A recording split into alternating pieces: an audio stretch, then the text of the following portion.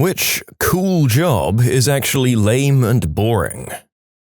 Oh my gosh, build a bear. The weirdest and most frustrating thing. Granted, I didn't make it a super long time in the job, and seeing kids happy is great, but they're really strict and the bad times get pretty bad. That store is just parents with sticker shock trying to talk their kids into cheaper options.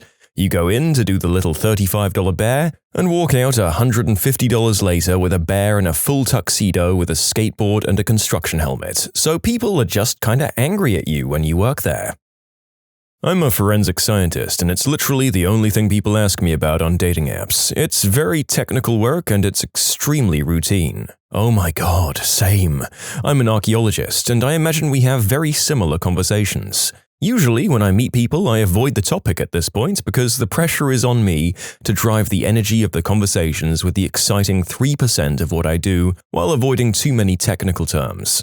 It's kind of deflating to see how quickly people go from 100% to zero interest because of my explanation. Preschool teacher, especially with the new COVID-19 regulations. Have you ever tried social distancing 3-year-olds? Barnes & Noble. Your job has literally nothing to do with books, and it obviously attracts a lot of that type, myself included. Park ranger. Don't get me wrong, I loved it, but a lot of days it was less talk about cool animals while wearing your ranger hat, and more, the toilets are overflowing again, go clean the septic tank filter and stir the tank with a shovel. With a little bit of, hey, there's a crazy guy on Crystal down by the bridge, can you convince him to leave without murdering anyone? All for the low price of $26,000 per year with a college degree. I hate the idea that this comment might dissuade anyone else from becoming a park ranger. These jobs are so varied, and I just happened to work for an underfunded agency with too few staff. Honestly, I still loved the job and would have kept doing it forever if a higher-paying outdoor environmental job hadn't pretty much fallen into my lap. Being a park ranger taught me so much, and most importantly, I got trained as a wildland firefighter, which is still my favorite part of the job. If you've always dreamed of being a park ranger, please go for it. Yeah, I was thinking that if you got far away enough from any major cities, you could at least avoid the people who are just traveling out there to do substances. And then if you're really in the wilderness, they'll just get eaten by bears. Winning.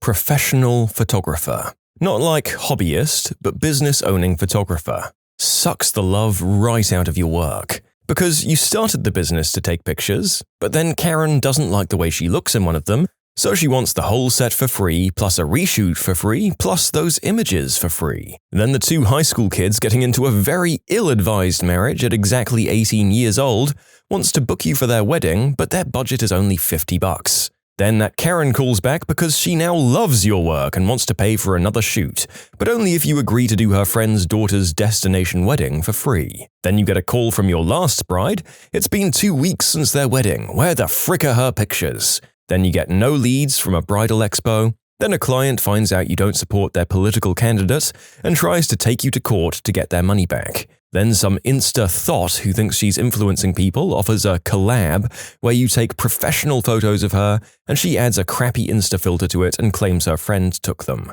And she's not going to pay. And then you get some entitled mum who wants you to photograph every day of her newborn's first year of life for $100.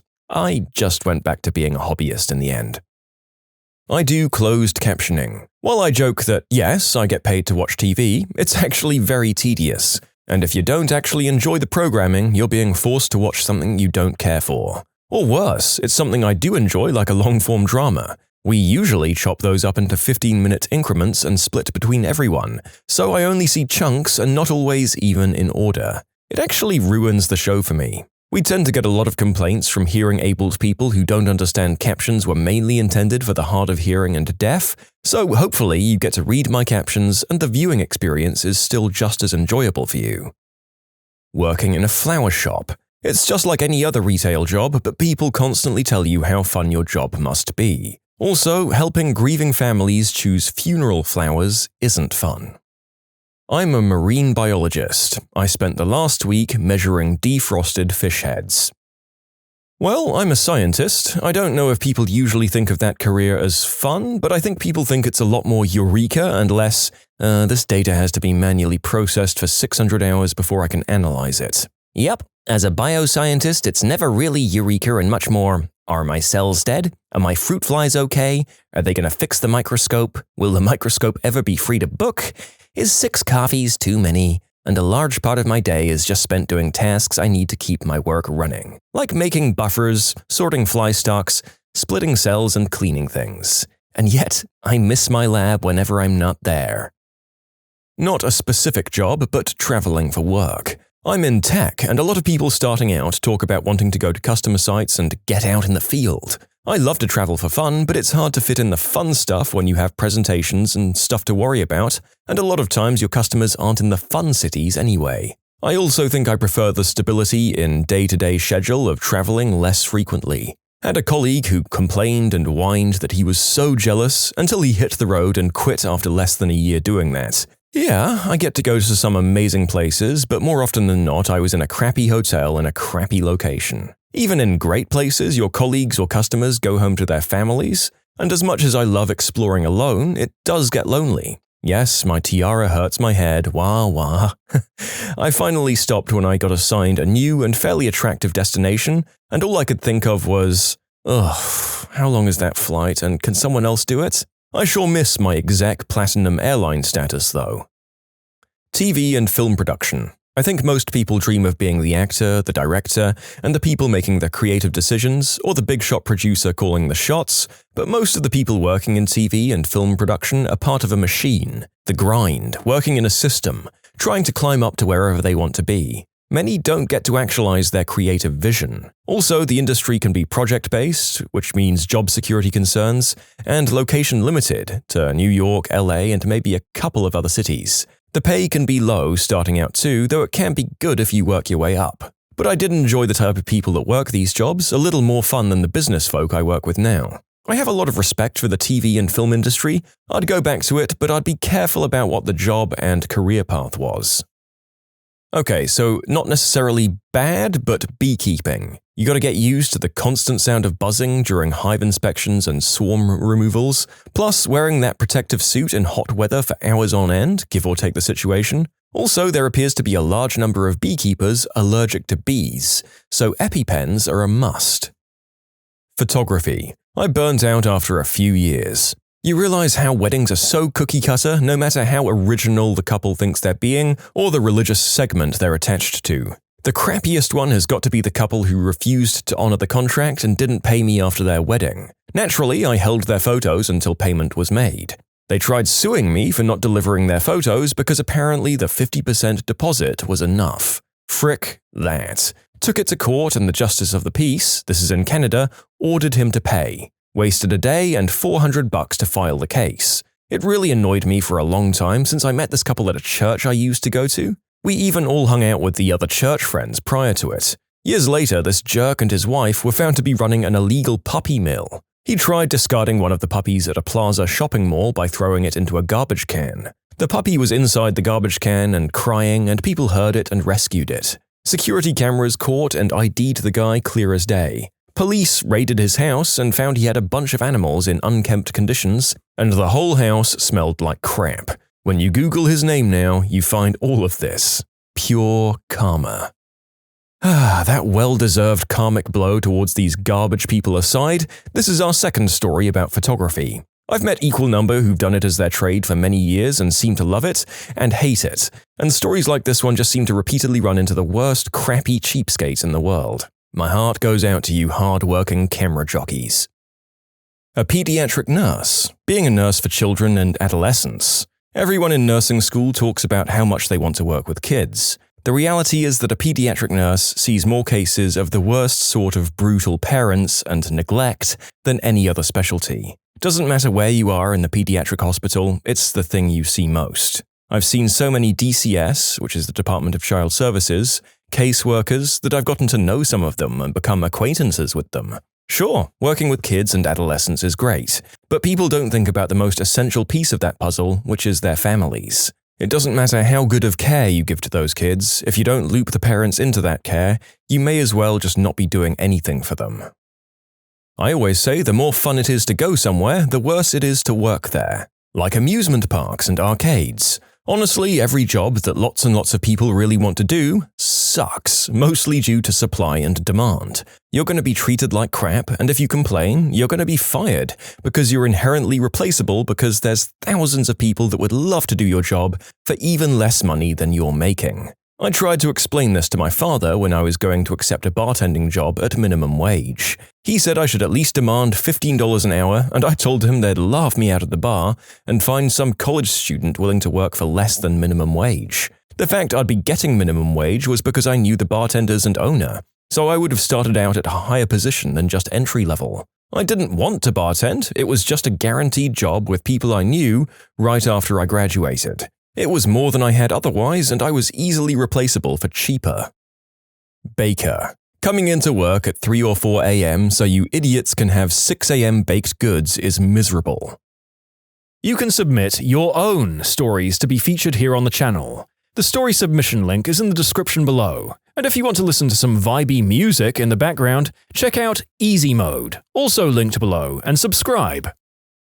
Demolition. Everyone wants to break stuff with a sledgehammer. Everyone's tired of lifting that same sledgehammer after 5 swings. Nobody wants to load the broken stuff into bags or a wheelbarrow and take it to a dumpster. I did a 2-week demo job years ago where I had to use a 75-pound jackhammer to destroy a concrete slab and grind rebar into pieces. I'm in good shape and that job messed me up. Video game testing. I've been working in the game industry for 6 years now and teaching for 2. Testing video games is thought of to be, oh, you just play games all day? But it's actually very specific and arduous. First of all, there's a bunch of testing methodologies such as load and soak testing, white room testing, version testing to name just a few, but the most common one is functionality testing. Functionality testing is, so if I walk into a corner with the rifle in my inventory, I can clip through the wall, but if I have the sawn-off in my inventory, I don't clip through. Paleontologists. You don't get to work with full dinosaur skeletons and do all kinds of awesome expeditions. You're mostly sitting at a desk looking at some pictures and logging stuff on your computer, maybe examining a fossil occasionally. If you're lucky, you can go on a real dig and, oh my god, spend hours in the hot sun dusting off rocks.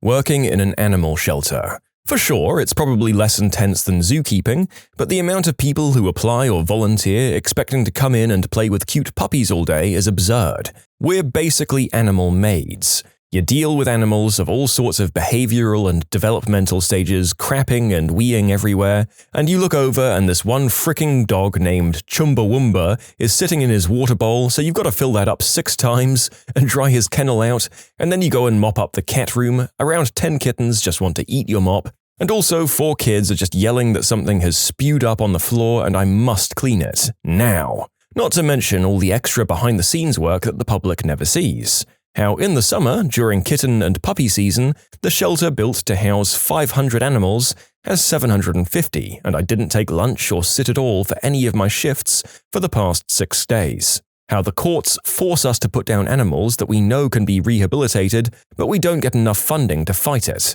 How animal control just showed up with the 4th pregnant stray of the week, but intake is full and even double-stacked in some cases, so your co-worker fosters the cats in their own house. Not even to mention the crappy fricking people who do dumb crap and end up getting scratched or bitten, and the animal is the one who bears the consequences for that. I'm the proudest shelter worker in the world. I adore my job even at its hardest. I didn't sit for 9.5 hours today, and I found a cat turd in the cuff of my jeans. But it doesn't matter because a bonded pair of adult cats got adopted today. I took 6 applications this morning, and the cat in Bank 4 with the goopy eye is already looking better, and we sent a mama out to foster. The hard work is always worth it for these babies. Listen, I know it was just an aside in your story, but I really want to hear more about Chumbawamba. Alright. Chumbawamba was this silky-coated black and brown hound mix. He was super gangly and tall and had these big old ears and was a very good boy. But every fricking day, without fail, he'd flip his water bowl even with a non-tip bowl. So he gave him a heavier, deeper bowl. Every day, at least 4 times a day, Chumbawamba got this enormous, heavy-bottomed water bowl filled. It held close to a gallon of water. It weighed about 10 pounds empty and was too heavy for me to even really lift when full. Oh, thought Chumbawamba, I cannot flip this big bowl. It's too heavy. But Chumbawamba was an innovator. Instead of just flipping the bowl, he said, "What if I got rid of the water? Then I'd be strong enough to flip it." So there goes Chumbawamba diving front paws first into the bowl and essentially digging the water out until it was empty enough that he could flip it. He was a big thirsty dork and I loved him, even though he super annoyed me when he dumped his bowls. Accountant. Everyone thinks it's all fun and number crunching, but the constant stream of women throwing their undies and wanting to bear your children is honestly exhausting. You can't fool us, commenter. We all know you're just trying to keep us away from your cool, rad job and the lifestyle that's basically just one tier below Kardashian on the sweet grift factor. We're getting our CPAs and coming for your cushy, party-filled gig. Being an extra in a movie. Now, it can be super fun. I especially love historical and post-apocalyptic or sci-fi fantasy type stuff, but a typical day on set wasn't what I thought it'd be when I started doing it. Often we have to get up at 3 or 4 in the morning to get to holding, and if you're a minute late to check in, sometimes they'll just kick you out. Then we sit around in holding with sometimes hundreds of other extras, and we're usually sitting there for a good 3 or 4 hours before they start telling us to get ready to film. During this time, we go through a long wardrobe period, hair and makeup lines where they reuse clothes unless you bring them yourself, brushes and makeup without washing them. When we finally get to film, it's often the same mundane motions over and over, exceptions of course, and those are always fun. Then we either get shuffled around or go back to holding. Several more hours pass, we go film again. Hungry? You get lunch 6 hours after your call time and a usually meager supply of snacks. In between takes, it's more standing around, often in heat or rain, or you'll get shuffled into cramped spaces to wait. Days on set are often more than 12 hours, and I know someone who had to be on set for 26 hours straight. They can legally hold you there until they declare filming is done, so don't make plans for the next day. Not to mention that you rarely see yourself in the final cut. I'm not trying to bash other background actors or the film industry because I've met lots of cool people and gotten to do some pretty awesome things. For example, interacting with main characters in scenes, running around in the woods with fake weapons, or being a zombie. But when I did my first job as a teen, I definitely thought it would be a lot different. And I'm not part of the SAG union. Extras who are part of that do indeed get treated better with more perks. Also, it may be different in Hollywood. I've only worked in Georgia. I've also been a stand-in, and I like that a lot better because you're treated as the crew rather than, well, as an extra. Flight attendant. You're on call, on reserve, forever, and have a terrible schedule, have no life, and make no money for the first 5 to 10 years. And while you work for peanuts, you can't afford to use your flight benefits in any substantial way. Then, when you finally get a chance to use your benefits for a trip, you have to fly standby, which means you aren't guaranteed to get on the flight that you want. And then, if you do make it out of town, you'd better have like a week off so you can make damn sure you're back in your base city in time for your next work shift. Did I mention that there's an act of US legislation, the Railway Labor Act, that allows airlines to exploit so you don't get paid for certain work hours that you actually need to be working? For example, flight attendants don't get paid for boarding or any time the plane is at the gate. Worst job ever. Google Street View driver. You're all alone for more than 8 hours a day, can almost never take a break, need to be constantly on and focused lest you crash the 25 grand Subaru with the 60 grand worth of camera equipment in it. You end up becoming an amateur meteorologist to keep track of weather patterns and cloud cover, and in my experience, there are a lot of people who just get insanely angry at you, at Google, and the job in general for a wide variety of reasons.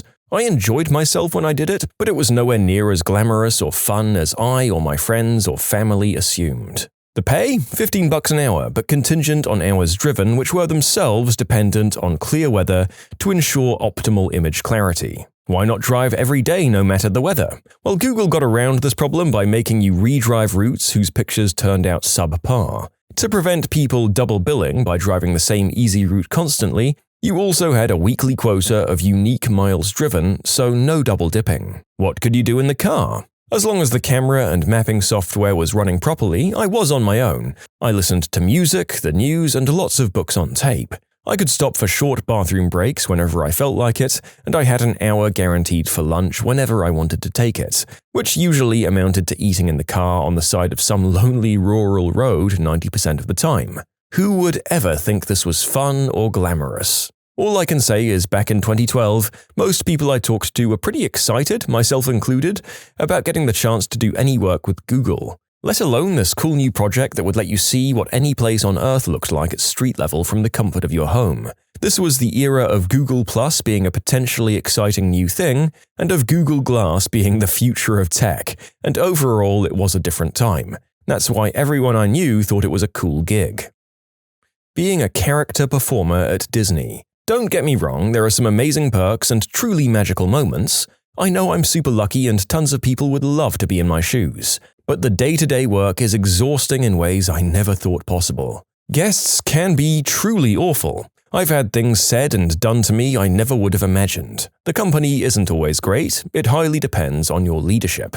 And there's so much focus on your body and face, good and bad focus, that it can be incredibly depressing and difficult emotionally. Plus, you have to accept that there's very little upward mobility. Most people grow out of it, and it's rough to know that one day you'll get too old or too fat, and you'll have to start all over in a new career field. So you're either constantly thinking about what you're going to do when you leave, or how you're going to keep yourself there. I personally knew it would be temporary, and now I only work there seasonally while I have a normal career. But Disney has a way of sucking you in.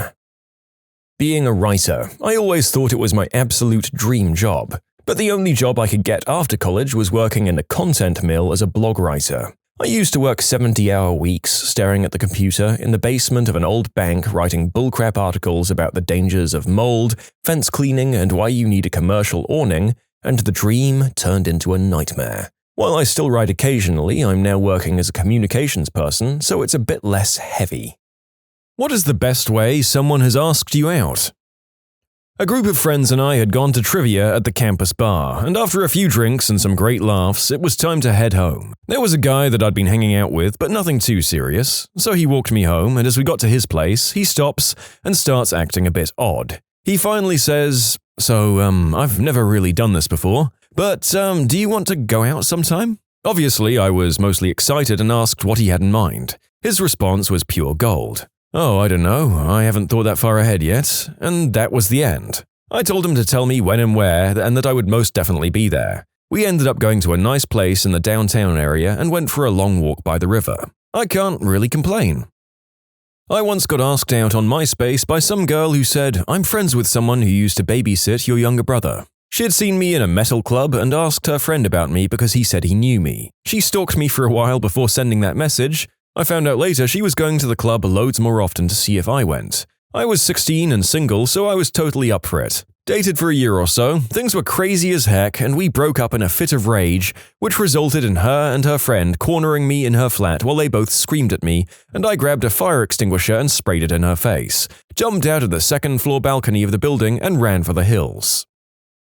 I work at a little popcorn stand once a week. Every week, this cute, attractive, funny, witty man came in to buy popcorn and flirt with me. Every week, he left a lottery ticket in the tip jar with his phone number on it. One time, he got up the courage to say, "If you don't win this week, how about I take you out on a nice dinner to make up for it?" I thought it was very sweet, and we'd already had fun flirting and joking around. Too bad it turns out he was married. It's kind of sad that you have to inquire about these things before you accept a date. Just a note, he was not a midget or a clown or in his 80s.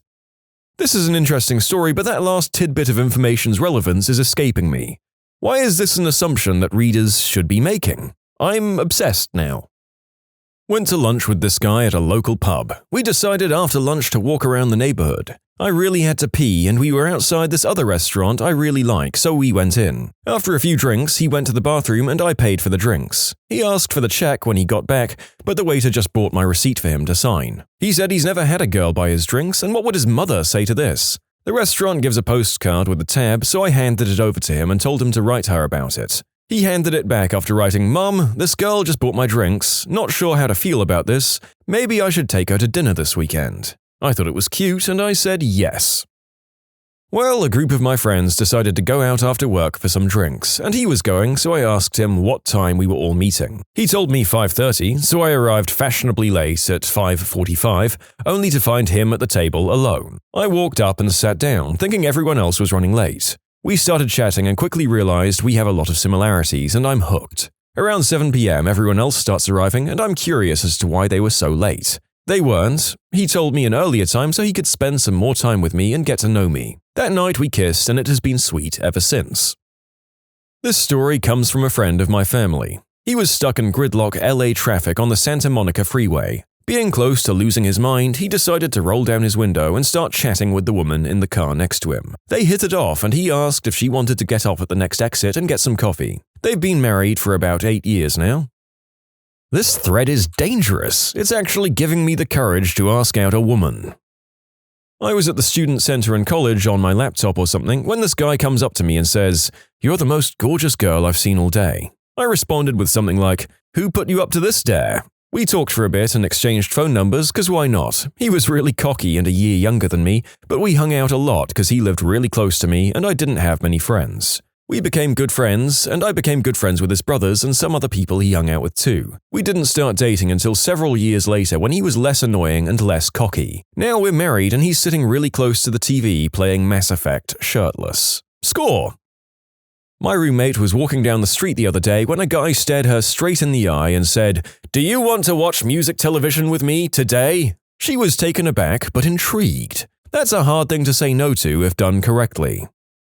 I was stuck in a really bad rush hour traffic on 95 when I heard a siren go off and a booming voice from a loudspeaker state, "Female in the gold Honda." I immediately started freaking out because I thought a cop was pulling me over with a loudspeaker and really had no idea what I could have possibly done. So I kind of feigned ignorance and hoped that it was all in my head. 10 seconds later I hear, "Beautiful female in the gold Honda." Wait, what? I turned around to see an ambulance about 2 cars back to the right of me, desperately trying to get my attention. The man driving the ambulance ended up asking me out over his loudspeaker. It was definitely the best way I've ever been asked out because it was so gosh darn random and hilarious. Sorry to disappoint, but after he asked me out, I had to politely decline because I was seeing someone at the time. His response was along the lines of, "It's okay, I'm not jealous." And just for clarification, it was a gold-colored Honda, not a solid gold Honda. I lived in another state and he wanted to visit me. I said, no, that's too much pressure, and what if I didn't like him? He'd have wasted all that money. His exact words were, "But what if it did work out? It'd be a hell of a story. We're married now. That is a hell of a story." He walked into a club and screamed at the top of his lungs, "Who wants to do the deed with Matumbo?" We were talking on Facebook chat and playing Would You Rather, and he said, "Would you rather have the best cup of coffee or go to the zoo?" I said coffee, and he replied, "How about next Friday?" I'd just come out of a lecture with a bunch of friends and we were standing around talking, probably trying to figure out what we were going to do later that night. I noticed this guy standing outside my lecture hall looking at me. I'd seen him around but never really paid any attention to him. We make eye contact for a split second, I probably furrow my brow a bit, and he purses his lips a little in thought. A minute later he comes up to me, still standing in with a group of maybe 5 or 6 girls and says, "Hi, I'm Steven." He's pretty average looking, wouldn't stand out in a crowd. I introduce myself back. "Hi, I'm Jen." Without missing a beat he says, "I've seen you around and promised myself that if you ever acknowledged me that I'd talk to you. I think you're cute and I'd love to hang out sometime." It was so straightforward and I was so impressed with his confidence, though he later told me he was about to crap himself. I said, "Sure, let's exchange numbers." After we exchanged numbers, he chats for a bit, probably to make sure I'm not a huge butthole, says he has to get going but will be in touch soon. We dated for about 9 months, then realized we were better as friends. I know the manner in which he asked me out wasn't special or particularly interesting, but it sticks out to me because it was uncomplicated and to the point. There were no games. Almost 6 or 7 years later, we still keep in touch and hang out every so often. Not something you can say about most exes. The first text I got, "Now I have your number. Do you like Chinese food and a corn maze? We're married now." Accepting that date could have gone one of 2 ways, and I'm very glad it went the non-kidnappy way. A guy quit his job for me. My dad was his boss and I worked there too. He was old-fashioned and told my dad that he was planning on asking me out. My dad freaked and told him that if he plans on dating me, he needs to put in his 2 weeks, and if he forgets about it, he can continue working like nothing happened. He put in his 2 weeks the next day and we've been together ever since that. That was 10 years ago. We only knew each other in passing and never said more than a few words here and there. My personal favorite was the man who followed me for a block and announced, "Can I root you?" Obviously, I was thrilled, and by thrilled I mean I walked very quickly to my car. How rude. It's, "Can I root you, please?" In high school, my fiancé was being pressured by our other friends to ask me to prom, so in a rush he scribbled, "Prom?" on an empty, greasy pizza box that he'd found in the recycling. My reaction? A high-pitched, sustained, "Sure." 6 years and 1 child later, our friends still make fun of my response. He and I were talking about books and movies and TV shows, and he asked me what kind of food I liked. I told him that I love Cajun food, and he asked if I'd been to a local hole-in-the-wall Cajun place. When I told him I hadn't, he said, "We need to go. This Wednesday. My treat? Sound alright?" He and I are engaged now.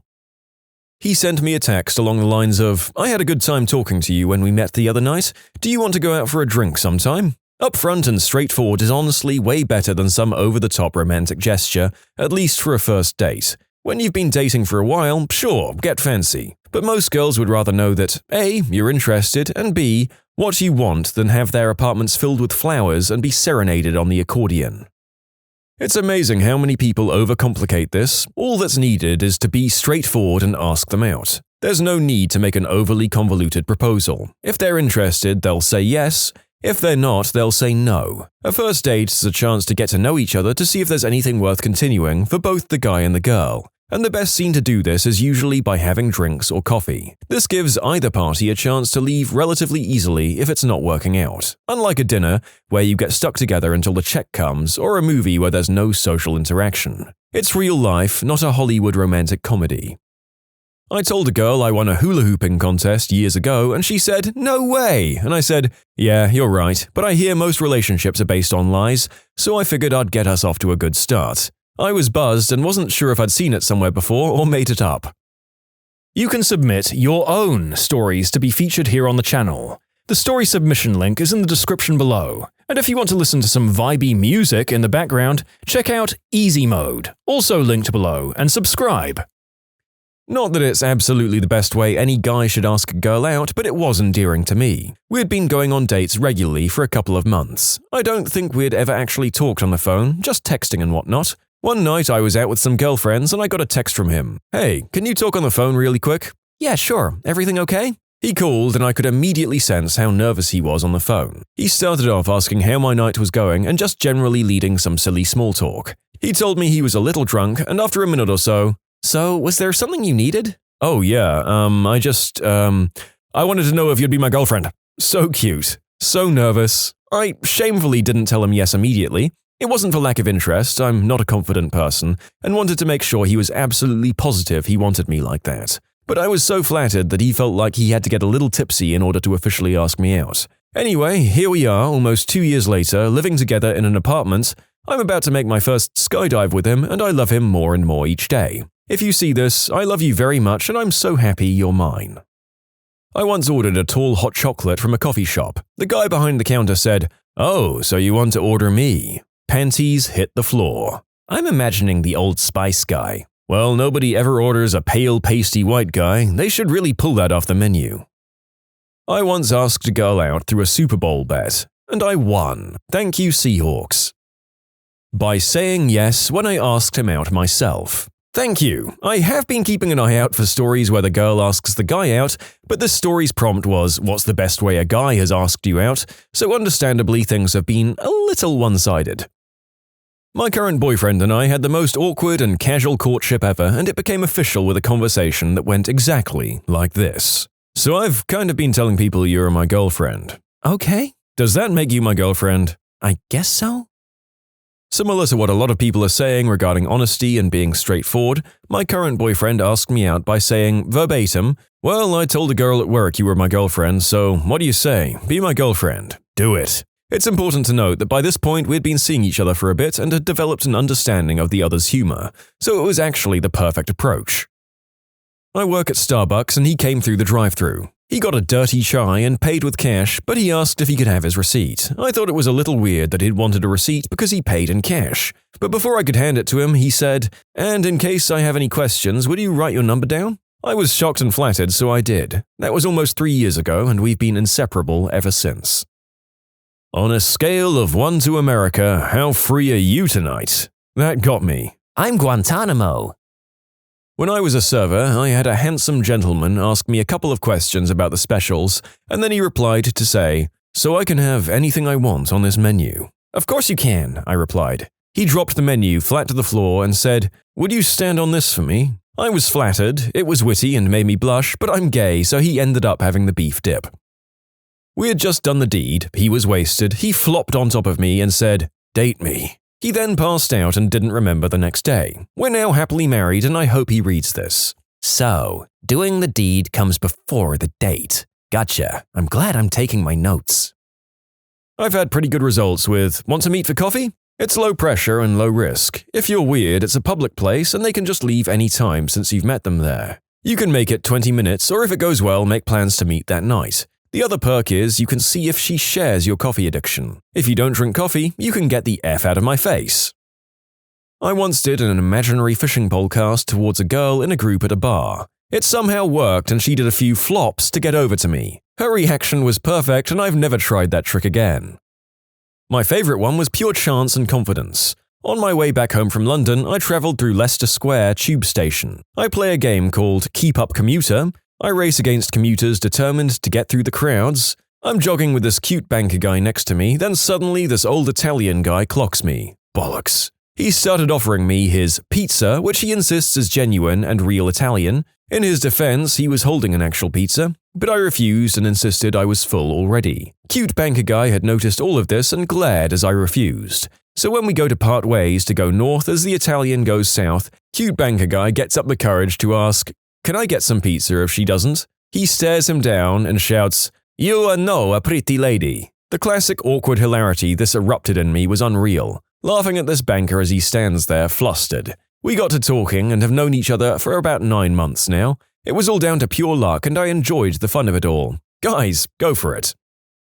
I don't know if this really counts, but whatever. When I was in the 10th grade, a classmate of mine was hit by a car and his arm was severed above the elbow. They were able to reattach it, but he lost a lot of mobility. Fast forward to senior year, I'm house sitting for my uncle and this kid lives across the street. He comes over, we smoke and chat a while, and then all of a sudden he uses his functioning arm to lift up his other, mostly dead arm and place it gently around my shoulder. I was speechless. I think we made out or something, but I can't remember anymore. He came up to me, stuck his hand out and said, "Hi, my name is… name. What's your name?" I said my name, he misunderstood and we joked about that. I'd say it worked pretty well because 10 years later we're married and I'm currently serving as an incubator for another one of his offspring. Wonderful that such a cute and bumbling pickup could lead to this distinctly clinical-sounding relationship. I hope you and your donor live a long, fulfilling life. I was driving around town after work, windows down. It was a gorgeous October day. I noticed 2 guys in a car next to me, one in civilian clothes, the other with his ABU's, Air Force, uniform.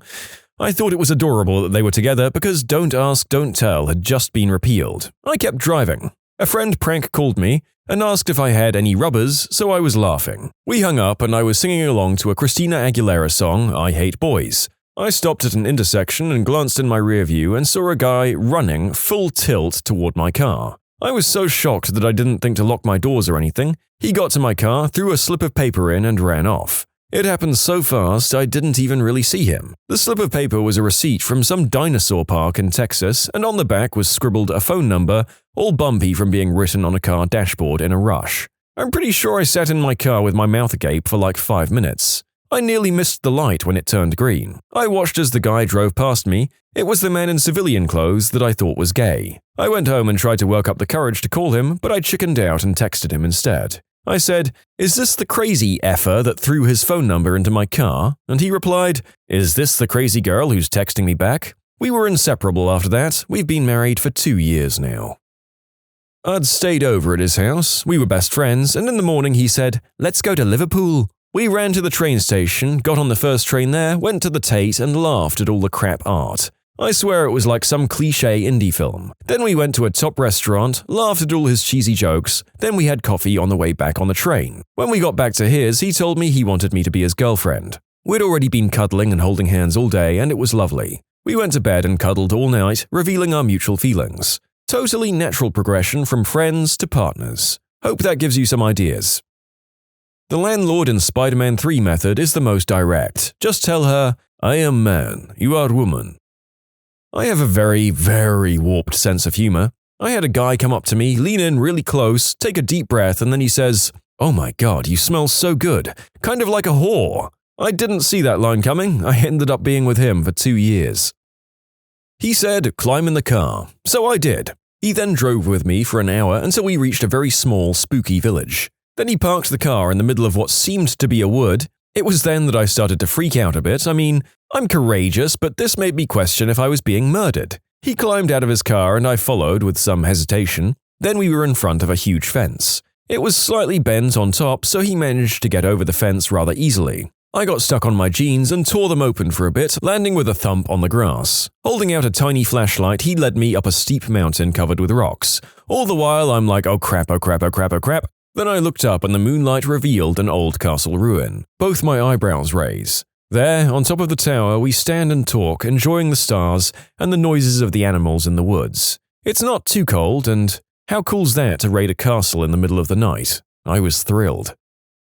In middle school, a boy asked me if I had a boyfriend. I said no, so he asked if I wanted one, and thus, true love was born. In first grade, a boy came up to me and said, "Do you like me? Your friend said you liked me." And I yelled, "No," and ran away. I did like him. What might have been?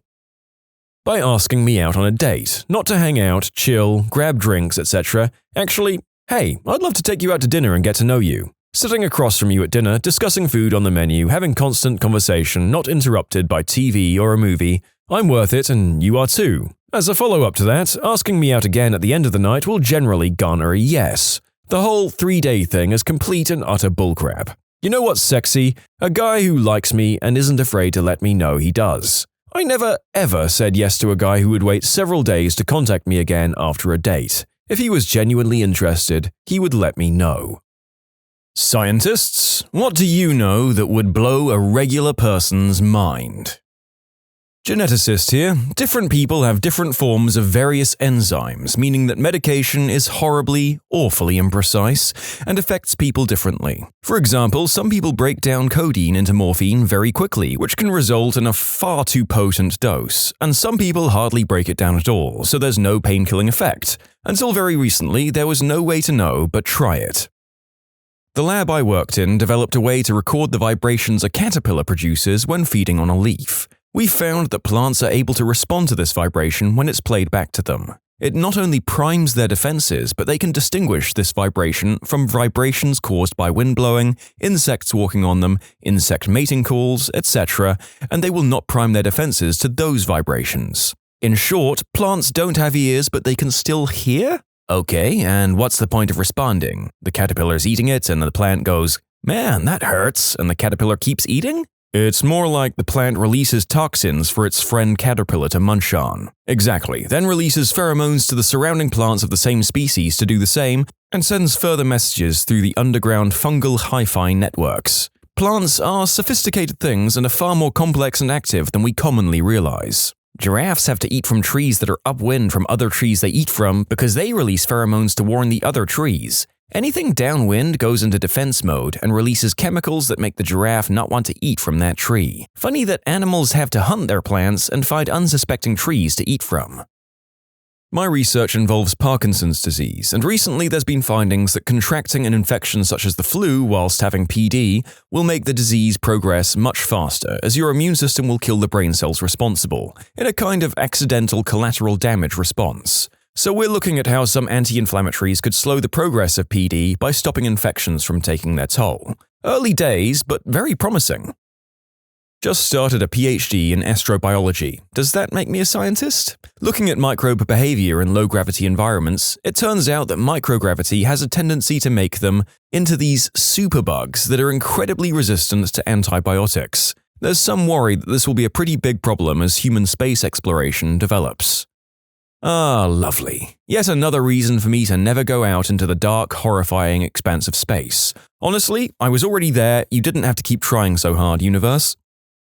Here's a bit of psychology, since the harder sciences are well represented in this story group, specifically relationship psychology. It's been demonstrated that there's a particular ratio of positive to negative interactions that help predict the outcome of relationships. Marriages with less than this ratio are far more likely to lead to a divorce. The ratio is roughly 5 to 1. For example, if there are less than 5 compliments you give your significant other for every 1 criticism, then they're more likely to believe that you criticize them more than compliment them. If you have less than 5 good days a week with your significant other for every 1 bad day, then when you think back over your months or years together, you're more likely to think that you have an equal amount of bad days than good, even more bad days than good. The mind-blowing part is really thinking about that ratio and what it means about our memory and perspectives. Ideally, we'd like to think that if we get complimented about as often as we're criticized, we'd remember a balanced mix of both. But the evidence supports the idea that we really take negative words or events to heart, and that it takes a highly disproportionate amount of positive praise or interactions to balance them out. Something to keep in mind when considering both how you feel and how you treat others. Gotcha. So, you're beautiful, you make me happy, your dinners are lovely, I love what you've done with the house, I appreciate you running me a bath, babe, I think you need to lose a few pounds. Upon reflection, I wouldn't dare. I value my life. Dialect continuums in linguistics. Among certain languages, such as the Slavic languages and Western Romance languages, like Portuguese, Galician, Spanish, Catalan, etc., there's no fine line from where one language ends and another begins. However, due to standardization, this is no longer largely the case. Instead, you'd have one language gradually changing into another as you go farther and farther away. Think of it like in Britain, where the further north you go, the more Scottish the dialect becomes, until eventually you have full-on Scots. Sort of along the same lines, I was fascinated to learn that there are regional dialects in British Sign Language. For example, there are 3 separate signs for the holiday, depending on where you are in the country. Everyone always associates dopamine with enjoyable experiences or happiness, but in a certain part of the brain, how much dopamine is released can be calculated as the amount of reward received compared to the amount of reward expected. This is literally a quantitative signal. If you expected there to be 10 sweets in the bag but there were actually 12, then you'd get an increase in dopamine release, but not as much as if there were 14 sweets in the bag. Similarly, if you expected 10 and received only 8, you'd actually get a dip in the dopamine signal, but not as much as if you'd only received 6, and so on and so forth. This is one of those rare examples where a quantitative theory or model, reinforcement learning, can be mapped straight onto a neuroscientific phenomenon. Is this why people get hooked on pessimism? Yeah, I mean, if you don't expect anything, you're never disappointed, and thusly don't take dips in your dopamine levels. That's really interesting to me. I come from a behavioral economics background, and that's how they modified expected utility theory with prospect theory. Essentially, we just say that people get utility from changes rather than absolute numbers. For example, someone who received a $2,000 raise last year will be unhappy with a $1,000 raise this year, because even though it's good to have more money, it's a negative change from their expectations. I work with CRISPR-Cas9 system. It essentially allows us to edit the genome, adding or removing nucleotides or whole genes or altering nucleotides. While there were previous methods for editing genome, this one's quite simple. It requires a few plasmids, less than $100, a basic research lab, and someone who can do fairly basic molecular biology research. Researchers in China are using it on humans now for cancer therapy. It also has the possibility for transmitted disease treatment. Additionally, the part I find most fascinating and most scary are gene drives. We're able to use it to kill off all mosquitoes and thus eliminating Zika and malaria in a matter of a few mosquito generations. This would also be theoretically possible for other species that haven't been researched. I have a good one and a bad one. The bad: more than 2 out of every 3 people in the world carry a virus that causes oral or downstairs herpes. The good is that if you genetically remove one of HSV's key genes, GD, you get a vaccine strain that's protected mice against 10 times the lethal dose of the deadliest herpes strains ever discovered. In short, everyone might have herpes, but it won't always be forever. Wow. I knew that a lot of people had those pesky sores, but I didn't know it was that many. Yikes. Here's hoping we all get immunized like our author here predicts. Jevons paradox. The more energy efficient we make technology, the more energy we actually use. That actually makes a lot of sense now that I think about it. For example, I recently got a new phone that has much better battery life, 3 times the screen use time with only a 30% bigger battery. But despite the energy use being so much more efficient, I use the phone a lot more because I don't have to worry about the battery dying, making my overall energy use much higher than before despite being much more power efficient. Nuclear transmutation. It's 100% possible to turn lead into gold by yanking 3 protons out of a lead nucleus. It was first done in the 1920s. Of course, it's prohibitively expensive and ultimately a waste of money and energy, but it can be done. The alchemists were right. I'm an earthquake geophysicist. I study something most people have never heard of: slow earthquakes. In a regular earthquake, a fault, as in the crack between big pieces of rock, moves or slips very quickly. Typically, an earthquake takes a few seconds to occur. This rapid movement excites seismic waves, which are similar to sound waves that travel through the earth and cause shaking. In slow earthquakes, everything is the same except that high temperatures or fluid pressures cause the speed of fault slip to max out at a fairly low value. So we might get movement equivalent to what we would see in a magnitude 7 earthquake, but instead of occurring over seconds, it occurs over weeks, months, or even years. The slowness means no seismic waves and no damage. In fact, the traditional instrument used to study earthquakes, the seismometer, won't see these. So we use scientific-grade GPS instead and literally watch the rocks move. Unfortunately, slow earthquakes, while they relieve the forces where they occur, actually increase the probability of regular earthquakes on other faults or other parts of the same fault. There are actually documented cases of slow earthquakes triggering regular ones. The Great Tohoku, Japan earthquake of 2011 actually started off 2 weeks earlier with a slow earthquake. I'm working on trying to find ways to use slow earthquakes to forecast regular ones. Feto-maternal transfer. I learned about it in a neuroscience class. Especially when a woman is pregnant, stem cells can travel from the fetus to the mother and actually survive for long periods of time in the hippocampus, an area of the brain used for memory formation. I'm pretty sure the stem cells can survive in other parts of the body, but it's really cool to think that some of your DNA is in the part of your mother's brain where new memories are formed. In short, stem cells from a fetus can get transferred to the mother's hippocampus, the part of the brain responsible for forming new memories. I remember a Radiolab episode about this. They told the story of a woman who had stem cells from a failed twin who she shared her mother's womb with. Some of those cells became ovaries. Later, when she had a baby, they found that while he was his father's son, she was not genetically his mother. Many animals use the location of the sun in the sky for navigational purposes. Many, but fewer animals use the way sunlight is polarized as a proxy for the location of the sun in the sky. This allows for a mental compass and is how many animals keep moving in their required direction. And many, although fewer again, animals use the moon for the same purpose. However, only one known species, the dung beetle, uses the way the moon's light is polarized to keep rolling their dung in straight lines. However, when the moon is absent from the sky, the beetles default to using the location of the Milky Way in the sky for navigation. 15 days of the month of October from the equator, we have both the moon and the Milky Way out of vision of the beetles. For these 15 days, they roll in almost random directions, during which they turn frequently and just generally look kinda drunk. You can submit your own stories to be featured here on the channel. The story submission link is in the description below. And if you want to listen to some vibey music in the background, check out easymode, also linked below, and subscribe.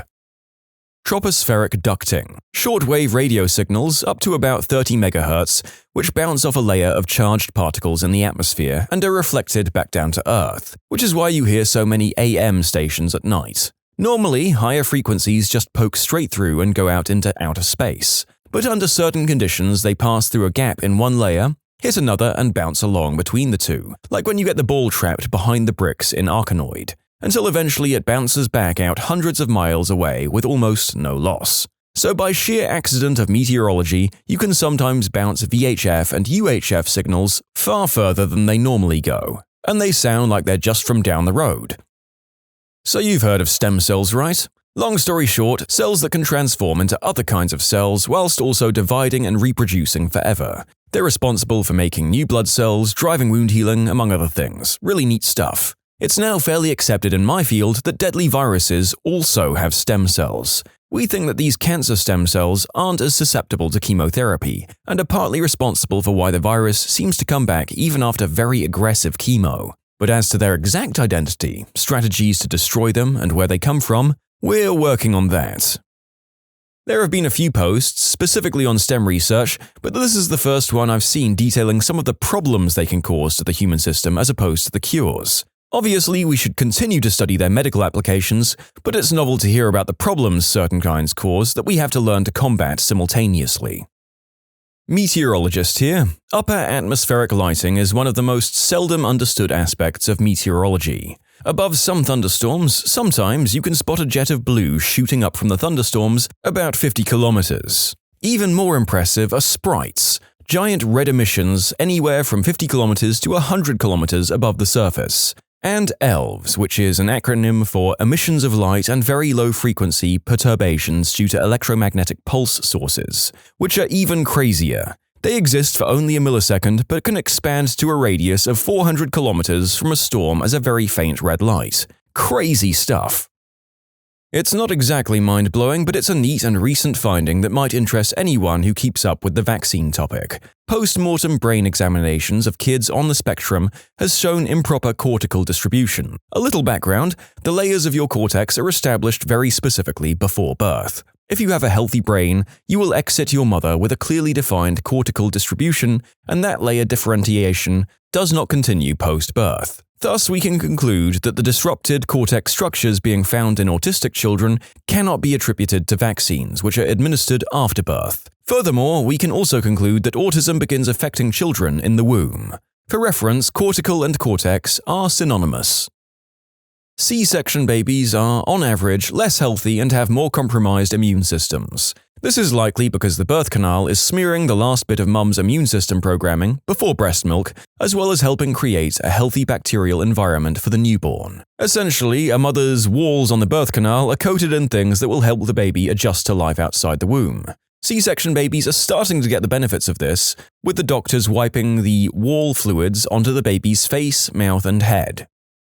Flashover and backdrafts are pretty cool and terrifying. Basically, flashover is when you get to a point in a compartment with a set amount of ventilation where the heat release of the fire reaches a certain kilowatt and every combustible in the room ignites almost simultaneously. It's really freaking hot and it's really, really bad to be caught in. Backdraft is when there's a lack of oxygen in a compartment with no ventilation. The hot gases build and build and build, and then when oxygen is reintroduced to the building, it explodes in what is basically a fireball. Violently. Scientifically fascinating and also horrible to be a firefighter in.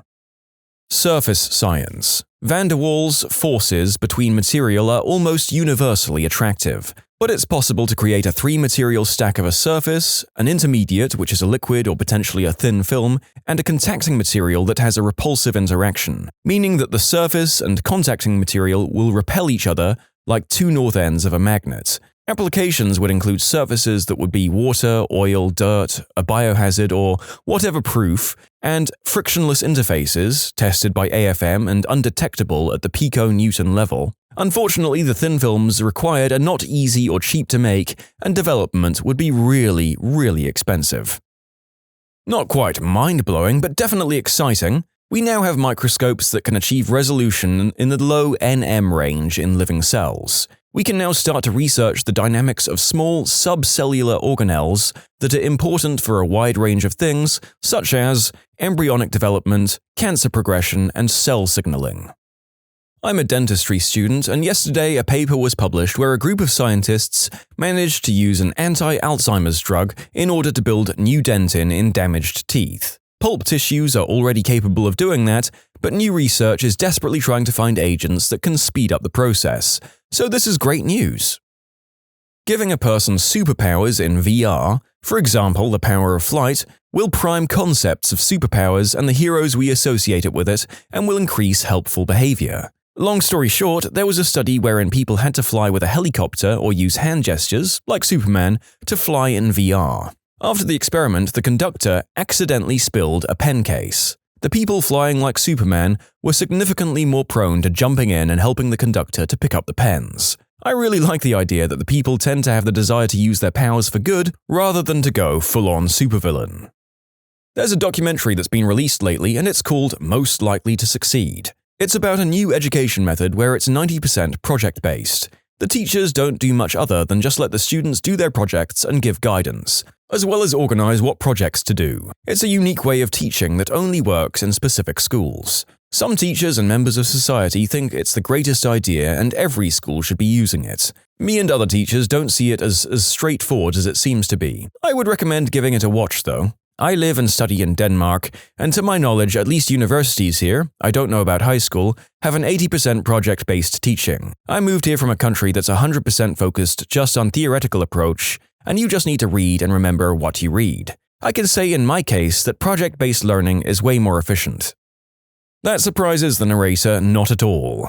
Give me a concrete goal and clear steps to achieve it, and I will shine and complete stuff before the deadline. Give me a big, vacuous subject to find out information about and read about in my spare time, and my motivation will be very poor indeed. Right now, as we speak, you're being crossed by millions of particles per second and per centimeter square of your body. These very same particles will be able to fly across the Earth as easily as if they flew through a vacuum. In fact, to reliably stop them, you'd have to build a 3 light-years thick lead wall, i.e. a wall that would be 2/3 of the distance between the Sun and Alpha Centauri, the nearest star. Said particles are electrically neutral. They don't interact through nuclear force and are 100,000 times lighter than an electron, or perhaps even lighter. Yet we can detect them every day. Neutrinos are cool. Pretty much everything about sleep is terrifying, most of all that we don't really know what it is or why we do it or how it works. Why do you sleep? Because you get tired. How do you sleep? Well, here's a list of things that change while you sleep. What is sleep? When you aren't awake. What I find most disturbing is sleepwalking and parasomnias. Watching people sit up during a sleep study and finding out that they're still asleep. Opening their eyes and looking around, and then usually they pick at the wires, maybe lifting them up and tugging on them, or touching where they're placed on their head. And that's not even the really creepy part. That is that they don't pull them off or anything. Instead, I've so far only seen them all do the same thing. They give up. Like, you can read the facial expressions saying, "Screw it, this is too complicated for me to deal with," and they just lie back down and don't go back to sleep because they didn't wake up. They just close their eyes. It's not that the lights are on but nobody's home, it's the lights are on but you aren't in there. I mean, I'm not really a scientist, I'm just a lab tech, so maybe there's an explanation that makes it less disturbing. I'm not a scientist, but I've studied sleep and have on occasion sleepwalked. Your lower brain, active during sleepwalking, is quite capable of performing basic tasks without your conscious input, such as standing up, walking around, peeing, and so on. However, your cognitive maps are stored in your upper brain, which is needed for the complicated stuff. Sleepwalkers are generally trying to realize an external goal, such as needing the bathroom, eating due to hunger. However, without the upper brain, it makes a best guess, which is why it's common to hear about sleepwalkers getting up in the middle of the night and urinating on chairs or anything that might remotely resemble a toilet to something that doesn't know what a toilet is. In your example, I suspect the lower brain is trying to remove the wires, as I assume that the body might have a problem with things sticking onto it, such as, for example, leeches. But it lacks the cognitive ability to comprehend what's going on, but is somehow satisfied that there's no threat, so it doesn't boot the upper brain and goes back to sleep. Trees suck up water. Most people know that, but what blows my mind is that they don't have to be alive to do it. Dead, standing trees still suck up water. It's a structural component, not an active function of the living organism. Also, there's way more water from snowmelt than we ever thought there was stored in trees, based on a recent isotopic study of Alaska forests. Malaria parasites have shown resistance to every single anti-malarial drug in existence and can develop resistance before new drugs are even finished in trials. Not that there's a big push for anti-malarial drug development. Last I checked, there were 7 new drugs for male member dysfunction in the pipeline for every anti-malarial, and 64 drugs for heart disease. A problem a lot of people in malaria-endemic countries would be thrilled to live long enough to have. That about 1% of the noise you see on a TV when it's not tuned, the black and white dots with the horrible noise everyone hates, is the interference from the cosmic background radiation, the leftovers of the Big Bang. Some people know, but it blew my mind as a kid, and now I'm a physicist and it still does. Galaxy lensing. I think it's just beautiful. Just like the way a magnifying glass works to make things appear bigger, large chunks of mass in our universe, like galaxies, have a strong gravitational pull over large amounts of space that focuses light, giving a distorted look, which leads to some special cases. It often results in an Einstein ring, but not in all cases. This phenomenon has been used to probe universes and can give good insight into finding better measurements on the Hubble constant, without local contamination like many other methods. The Casimir effect. Simply put, if 2 unchanged plates are brought very close together, due to the presence of virtual particles, the plates are forced together. Only smaller wave functions can fit between the plates, meaning less virtual pairs are created there, creating a pressure difference between the inside and outside, forcing the plates together. What really obvious thing have you only just realized? That the phrase mint condition means like new because it's the condition coins leave the mint in. I must have been around 11 or 12 years old when I realized that in order of appearance during the end credits of a movie doesn't list the actors or actresses by who is just the most good-looking. I learned a couple of years ago that it's not the mayor of bad news, it's actually the bearer of bad news. I'm 25. Cilantro and coriander are the same plant. I only just today realized that the walk the plank on a boat is not a special edition that pirates added to their ships as a means of public execution that looked like a little wooden diving board. It is in fact the very same plank as the gangplank that you'd normally use to get on and off the ship. It is not the presence of the plank that is threatening, but the absence of the dock. Until recently, I also thought that, despite the obvious name, being keel-hauled meant that you were just thrown off the ship and left behind. I didn't realize that they tied you to a line, threw you off, and dragged you under the ship's keel. That you have to add a can of water to Campbell's soup. Apparently, I've been drinking straight condensed soup this whole time. The first time I visited the USA, I was on my own and in New York and going to all of the museums. I kept seeing signs that said no strollers and thought, because we call strollers prams in the UK, that you guys were just super strict about the proper amount of attention required to visit a museum. I actually pretended to show more interest than I had in order to not be thought of as some deadbeat out for a casual stroll. It wasn't until about day 3 that I saw a no strollers sign that included a graphic for idiots like me. That calling someone simple is just a nice way of calling someone stupid. My wife informed me of this after 28 years of my grandma calling me simple. I realized at the age of 26 that narwhals are real because they were on an Octonauts episode. I walked into the room and was like, I thought they only do real animals on this show, and then the kid's dad said, "You're joking, right?" Honestly, we can give this author some leeway for not realizing that the unicorn dolphin was in fact a real creature. Now we just have to trick him into thinking that the horsey version is actually a living, breathing fauna as well. That when I was a kid and my dad would take me to the video store on Friday nights and he would go into the back room where only adults were allowed, that he was looking at naughty adult films. I kept seeing the same Chinese characters on restaurants' signs and I always wanted to know what it meant. A week ago I found out. They mean restaurant. I used to always pour water into our coffee maker 1 glass at a time. It was such a pain in the butt, especially to fill the reservoir to the number of cups I wanted. Until I realized I could just fill the carafe with water, which has the exact same measurements, and pour the water in that way. I recently realized I was allergic to carrots. I just thought they made everyone's mouth numb, you know? Like almonds. I also learned recently that I have an almond allergy. Same here. I thought that raw hazelnuts don't taste good because they give this weird tingle in your mouth. Then I found out I had a nut allergy when it suddenly turned from tingle to anaphylaxis, and I ended up in a hospital for eating nut chocolate. Oh, same! I asked my husband why carrots made your mouth itchy. I'm a 35-year-old woman.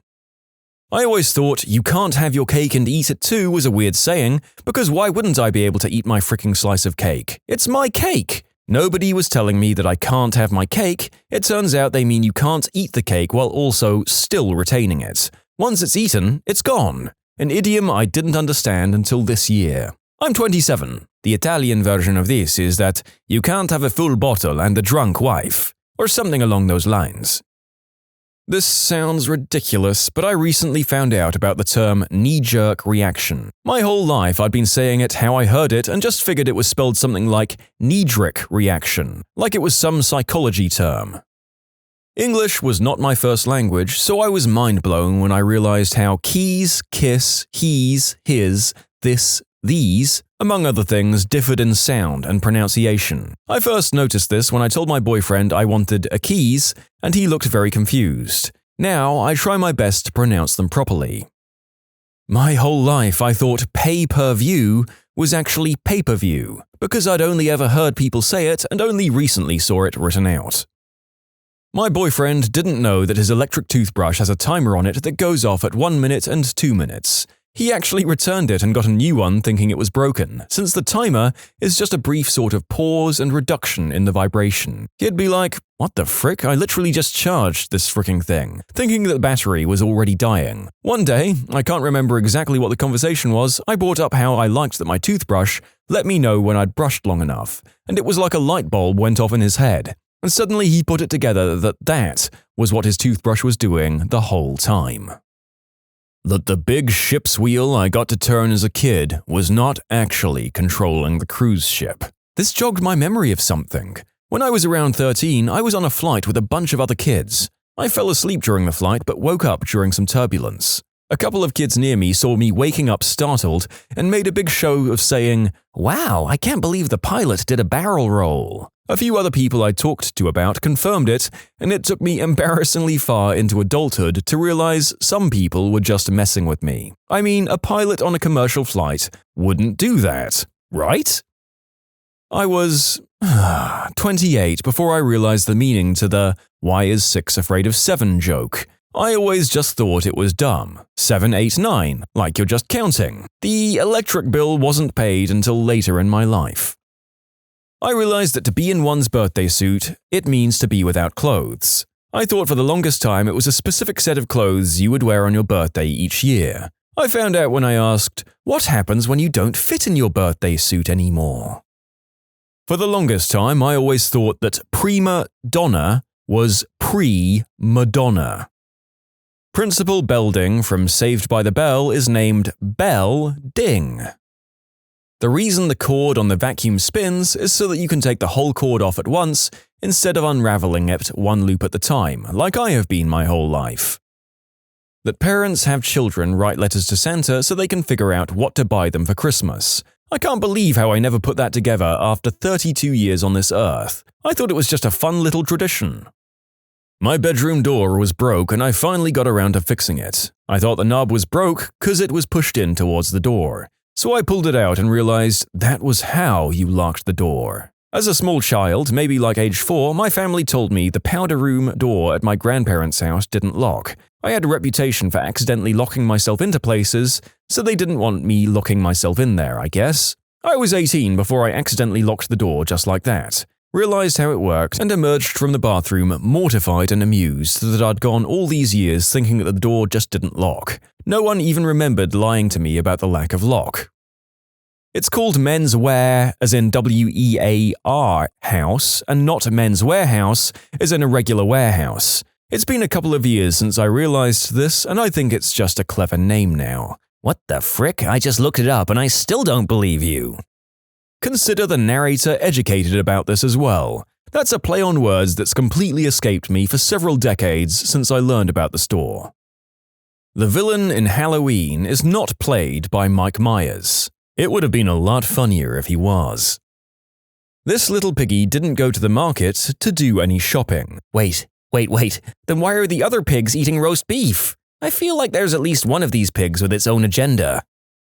For a long time, I thought that to bust a nut meant that you were going to kick a guy in the nuts or beat him up. So anytime I was getting worked up or angry talking about some guy, I would say, I'm going to bust his freaking nut, not really knowing what I was meaning. Nobody ever said anything, but it was always followed by my friends laughing, so I assumed it was because I was being dramatic. Years go by, and my coworker is telling me about some rude person he met, and I said, you should definitely bust that guy's nut, to which he paused and said, do you even know what that means? Suffice it to say, I was extremely embarrassed and horrified when he explained it to me. Similarly, I had a friend who didn't know that friends with benefits meant, well, you know. She thought it meant like a friend from work who was literally beneficial to your work. I had a boss that was under the impression that bust a nut meant to work extremely hard.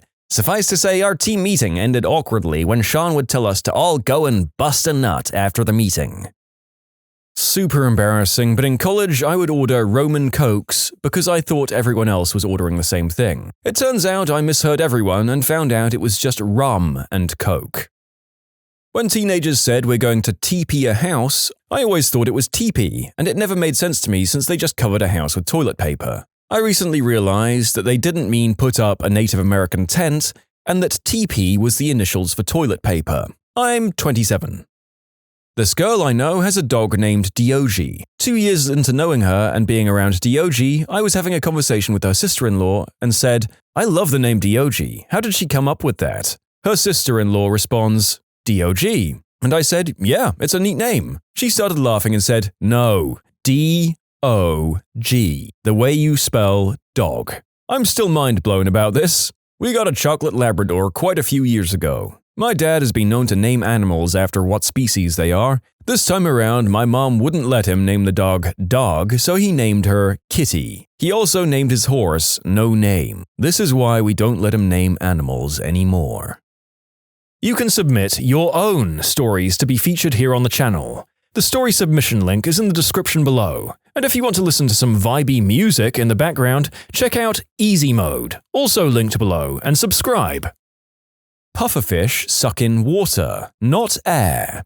Okay, yeah, I saw one get pulled from the ocean and deflated and it spat out water. I was shocked to my very core. Everyone else was like, yeah, of course. That they put measurement stickers next to gas station doors, so if a robber is running out of the store, you can get a better estimate of their height. I always thought they were just there for something fun to do on road trip stops. More than that, they're not actually accurate if you stand against them and measure that way. They're supposed to be placed so the camera will show the correct height of the person, compensating for the angle of the camera. I'm currently in my mid-30s. I didn't realize until I was about 28 years old that my mum's name was Betty and her sister's name was Wilma. Betty and Wilma, from the Flintstones. And yes, they were definitely named after the cartoon, I asked. Flash forward 2 years later, and my Aunt Wilma informed me that they were fraternal twins. Again, another thing for 30 years I hadn't known. A few folks have asked for a bit of context on the twin thing. My mum died when I was fairly young, so I never had her birthday as a thing, and I wasn't super close to Wilma, so I wasn't really celebrating hers either. I guess it was just known in my family, so nobody ever mentioned it until totally randomly she said something about it. On the name thing, they actually both went by their nicknames their whole lives. So I never even thought of them as Betty and Wilma, but just Mum and Aunt Cookie. She likes to bake. When I was little, we had an Australian shepherd named Sydney. I didn't understand why her name was Sydney until 18 years later. I saw a place labeled as Public House when I moved nearby recently. It was at that moment I realized, oh, that's why they call them pubs. It's short for public house. In Russian phrase, public house means a whorehouse, not a pub. I wonder. When people say that tornadoes sound like trains, they don't mean that tornadoes whistle a choo-choo sound. My sister asked me about 2.5 months ago when we were watching John Wick 3 during the desert scene if they were real, and I asked what were real, and she said sandlands. And I busted out laughing so gosh darn hard and said, "You mean deserts? Yeah, they're real." Thinking about it right now got me laughing. Up until last year, I thought Nat Geo was a person. I then realized it was short for National Geographic. Nathaniel Giotopoulos actually was a founder of the channel, but it's only a coincidence. I thought astigmatism was astigmatism, so I thought you could have two stigmatisms. Honestly, in my 30s, I've been wondering about this for the better part of a decade now and never bothered to look it up. I'm learning so many facts for dummies in this video. Today, my friend realized pipe cleaners were originally for cleaning pipes, after I suggested using one to clean a metal straw because it's similar to a pipe. Oh, I had that one about 7 years ago when my high butt was trying to clean out a glass pipe. Man, this is so stupid. Someone should invent some sort of frickin' pipe cleaner. Oh. That people who always seem to know what direction it is, north, south, east, and west, aren't somehow magical magnets but are rather just noticing where the gosh darn sun is in the sky. Why did no one tell me? The sun is a huge indicator, but I know plenty of people who keep track of direction without the sun without even thinking about it. I'm not one of them. I regret to inform you all that it just occurred to me the other day that The Sims is called The Sims because they're in a simulation. I'm 26. That getting your tires rotated means moving the tires to a different location on the car and not just spinning the wheel. I learned that allspice is actually one spice and not a blend of spices containing cinnamon and nutmeg. I also just learned that from your comment. Personal injury lawyer commercials play more frequently during daytime TV because their clientele is injured, stuck at home watching daytime TV. The houses in Bikini Bottom are car mufflers. What the frick? And Patrick is dumb and knows nothing because he lives under a rock. Bikini Bottom is named after the nuclear bomb testing site at Bikini Atoll, and sea life is weird from the radiation. Also, bikinis are named after the radioactive site as well. In Pokemon, there is a same-type attack bonus where if you use a move that is the same type as the Pokemon itself, then the move does 1.5 times the damage. People also refer to it as stab damage, which I thought was just a colloquial term for 1.5 times damage. I only just realized that stab stands for same-type attack bonus.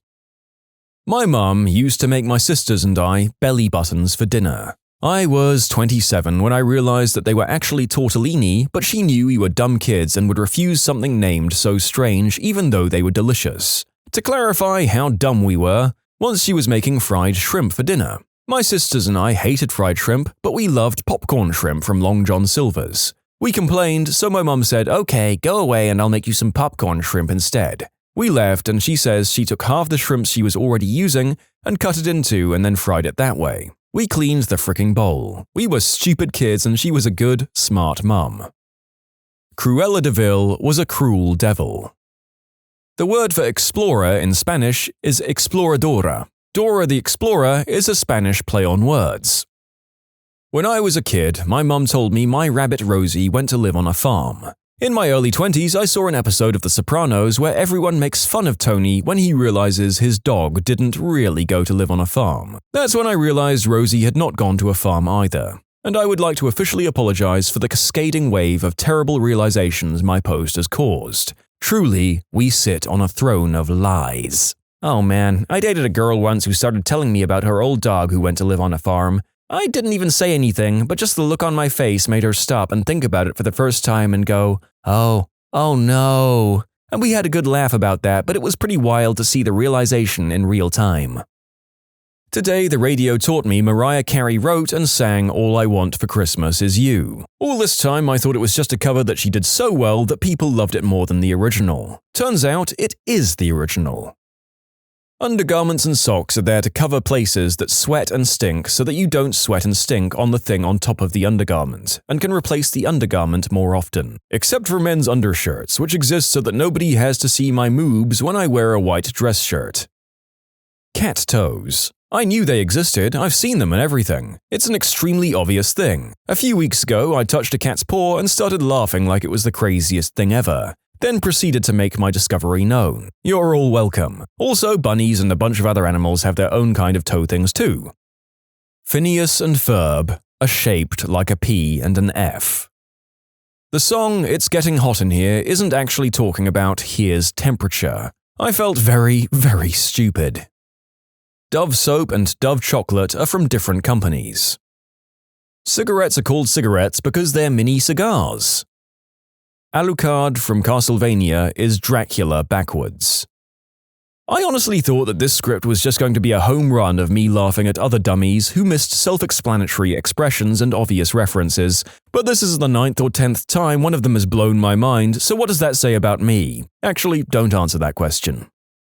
In the movie Cats vs. Dogs, when the dog goes, "Son of my mom," he's actually saying son of a B word. Remember that the secret agent blue-gray kitten with the Russian accent? That breed of cat is called a Russian blue.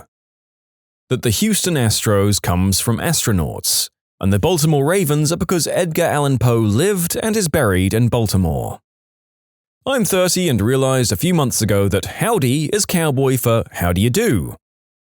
Tenure is a whole word and not 10-year, which is what I thought teachers got as like job security once they'd worked for 10 years.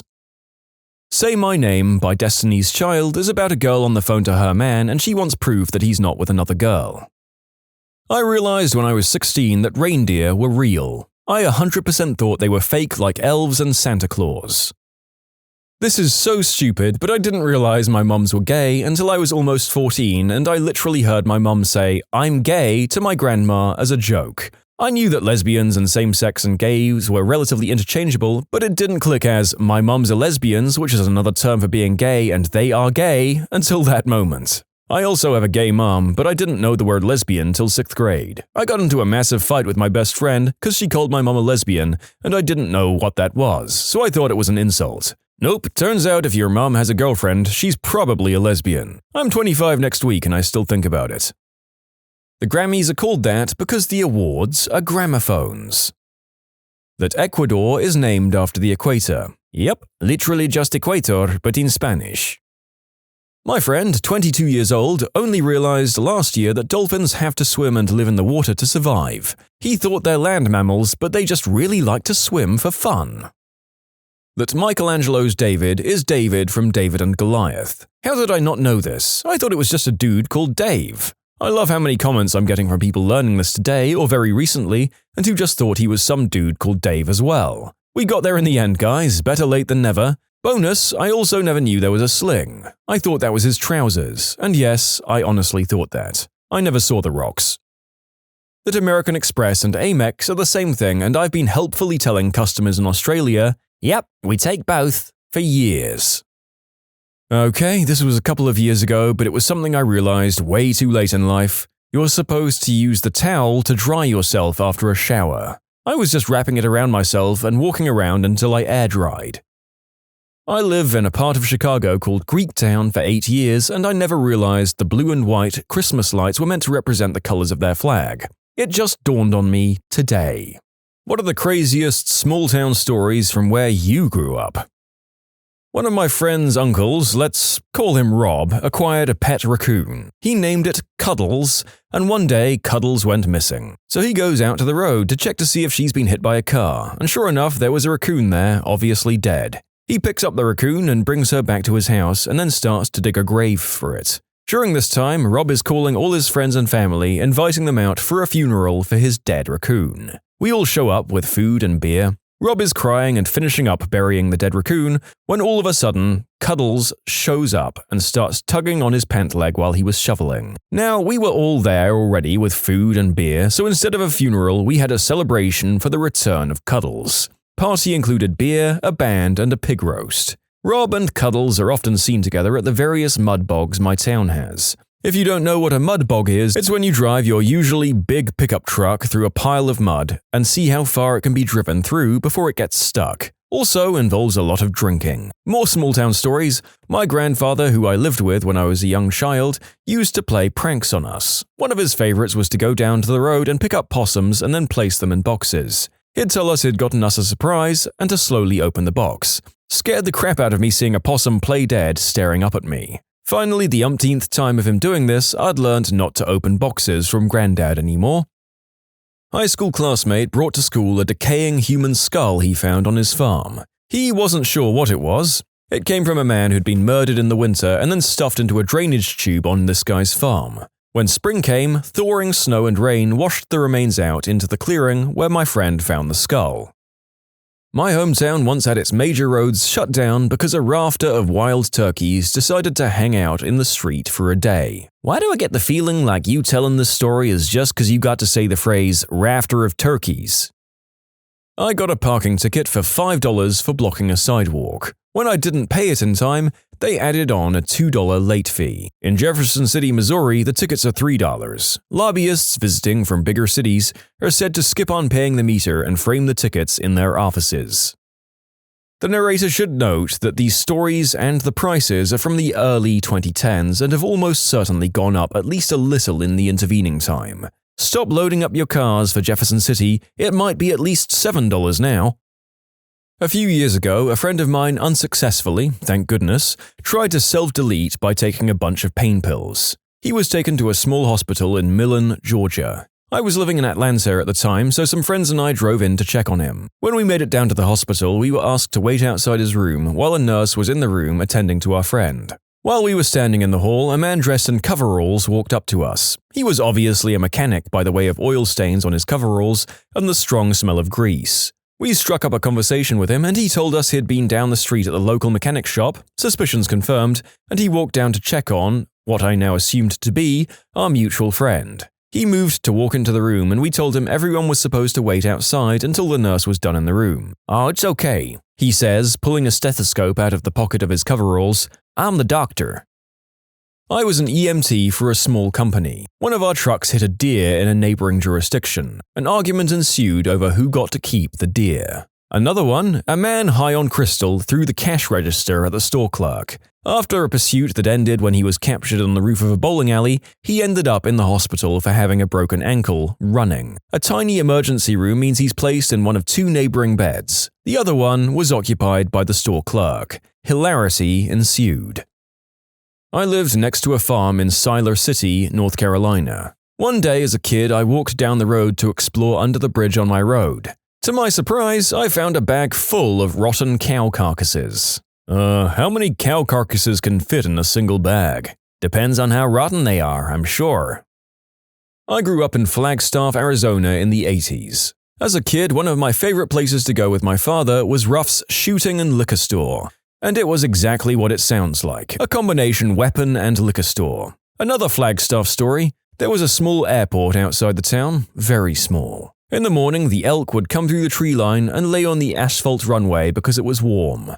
So every morning a bunch of guys would go out onto the runway and basically run around screaming and clapping and flailing their arms to chase the elk away so that the airplanes could do what they do, mostly taking off, landing, and occasionally sliding into a field. Eventually, the elk got used to that, so then they figured that one guy could go out, fire a shotgun into the trees, and the elk would take off. Then they got used to that too. So it ended up every morning these guys would go out onto the runway and basically kick, hit, and harass these elk until they finally got sick of it and wandered off. This went on for years until some genius, obviously not a local boy, came along and determined that putting up a fricking fence might go a long way in alleviating the Flagstaff Pulliam Airport's elk problem. With regards to your first, I thought that weapon and liquor stores were a common thing. Maybe I live in redneck land as well. There's another store not too far away, in northern Maine of all places, that sells weapons, liquor, and wedding gowns. I crap you not. I don't know if it's still there, but it was the butt end nowhere in Wisconsin near Lake 10. Yeah, that's its name. There was a Casey's that functioned as an ice cream parlor, a pizza place, liquor store, weapons and ammo shop, baits and other fishing supplies, grocery store, fireworks stand, and gas station, all at once. It was truly a general store. I remember their homemade ice cream was really good too, but I might be seeing that through my nostalgia lenses. For the curious, I think it was Price County. It's been a decade since I've been there, but the Lake 10 in Wisconsin's Department of Natural Resources matches pretty well with the fishing I remember being there. My parents were from small towns, but then were stationed up in a very small town in Maine, say about 800 people, where we lived for a while we were kids. My mum decided one day to move some furniture around. She finished and walked down to the post office to pick up the mail. She was stopped twice by other ladies who asked why she moved her furniture. Yep, moving your furniture was such news that her neighbor felt obliged to call around and tell people about it, and they all felt obliged to comment on it. Yeah, those kind of creepy encounters were a daily part of my life when I lived in the middle of nowhere, Kansas as a kid. My brothers and I were well known without knowing anyone else in the town because it's not every day 2 wards of the state are sent in to live with their lesbian aunt. Every day someone was calling us by our names and asking about stuff that I felt they shouldn't have known. It was so weird to me as I lived in a big city before being shoved off to a town of 300 people. Funny thing is, I went to a school about 10 miles away in a slightly larger town of 1,500. When I moved back to the city, my graduating class had over 400 and the whole school about 1,400. Something what the frick, I delivered papers with my brother and 2 cousins in our small town, and it was well known that Charlie's radiator shop was actually a crystal front. I had the pleasure of walking about a mile into the country every day to Charlie's house to deliver his paper. I never had any trouble, but as a 12 or 13-year-old girl, it was pretty terrifying. Grew up in a little town in Alaska. April 1st, 1974, a guy hired a helicopter to bring hundreds of old tires to the dormant volcano that can be seen from town. He set them on fire, scaring the crap out of everybody.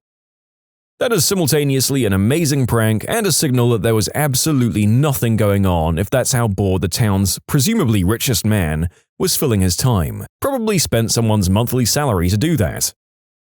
So my family is visiting my uncle in the middle of nowhere, Kansas, at the family farm where my dad grew up. As luck would have it, I have to have my appendix removed. This sucks because I was a boy of 11, and the big fun of visiting my uncle on his farm is the go-karts and motorbikes, and now all I can do is shoot the .22 because of the stitches. So we need to go to the hardware store in the small town of 500 people to buy .22 rounds. I walk in with my dad and immediately go to the counter. The guy looks at me and says, "How are you feeling?" I say, "Huh?" He says, "You had your appendix removed." "Okay," I say. Now, I've never met this man before, nor been in his store, and we've only been in the store for 5 minutes. The man laughed. "Oh, you're wondering how I knew.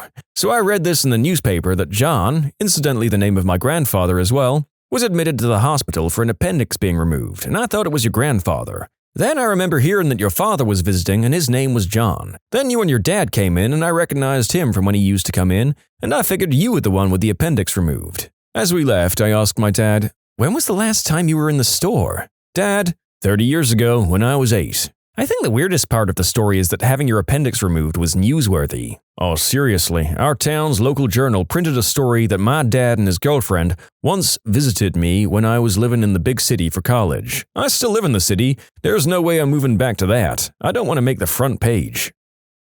I once lived in a small town in the Appalachians, and I have a story somewhat similar to yours. The town was too small to support any kind of hospital, but they had a diner that functioned as both the local watering hole and the doctor's office. The doctor owned the place and also served as the main cook. You could sit at the bar next to someone and not know if they were getting something to eat or if they were getting inoculated. The town was very, very small and remote. The schoolhouse I went to was the smallest public school in that state by a long shot. The senior class, the school went K-12 and only had about 40 kids, and not all of them lived in town, did a family tree project and discovered that they were all related. Not even distantly, it was like third cousin or something. The punchline? They still had prom. Also, our neighbor, who lived somewhat close as the crow flies, but about 45 minutes driving through the mountains, gave my mum her old wood-fired range because she had been hooked up with electricity and didn't need it anymore. Keep in mind that this was in the mid-90s.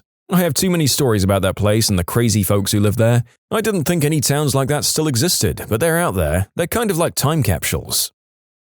You can submit your own stories to be featured here on the channel. The story submission link is in the description below. And if you want to listen to some vibey music in the background, check out easymode, also linked below, and subscribe.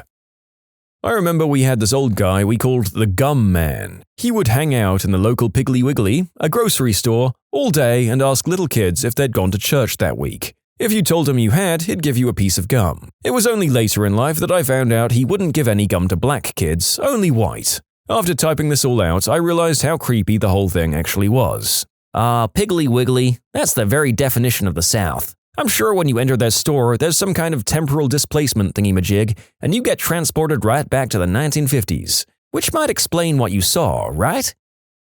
My rural Washington state town was one of those little pockets of bigotry that people forget exist in the Northwest. We had precisely one Jewish family for a while, but they moved away soon after an elementary school teacher told one of their little girls that she and her family had killed Jesus. We also had exactly one black police officer, out of around 4 total, who was constantly treated terribly and assigned crap work until they finally fired him for no good reason. There's still a lawsuit pending about that, I believe, and in both those instances, someone wrote an anonymous letter to the local paper saying that the buttholes involved represented the silent majority of the town. We also had the typical hillbilly crystal problem. That made headlines when our sole 3-unit apartment complex blew up in the middle of our minuscule downtown area. Then there was the time that the local pagan family decided to do a midnight ritual on a railroad bridge and they all got hit by a train. You can imagine what the silent majority thought about that business. On top of all of that, our high school mascot was a potato. We had a dog run for mayor, and Lewis and Clark mentioned us in their journals as the place where they got a particularly crappy night's sleep.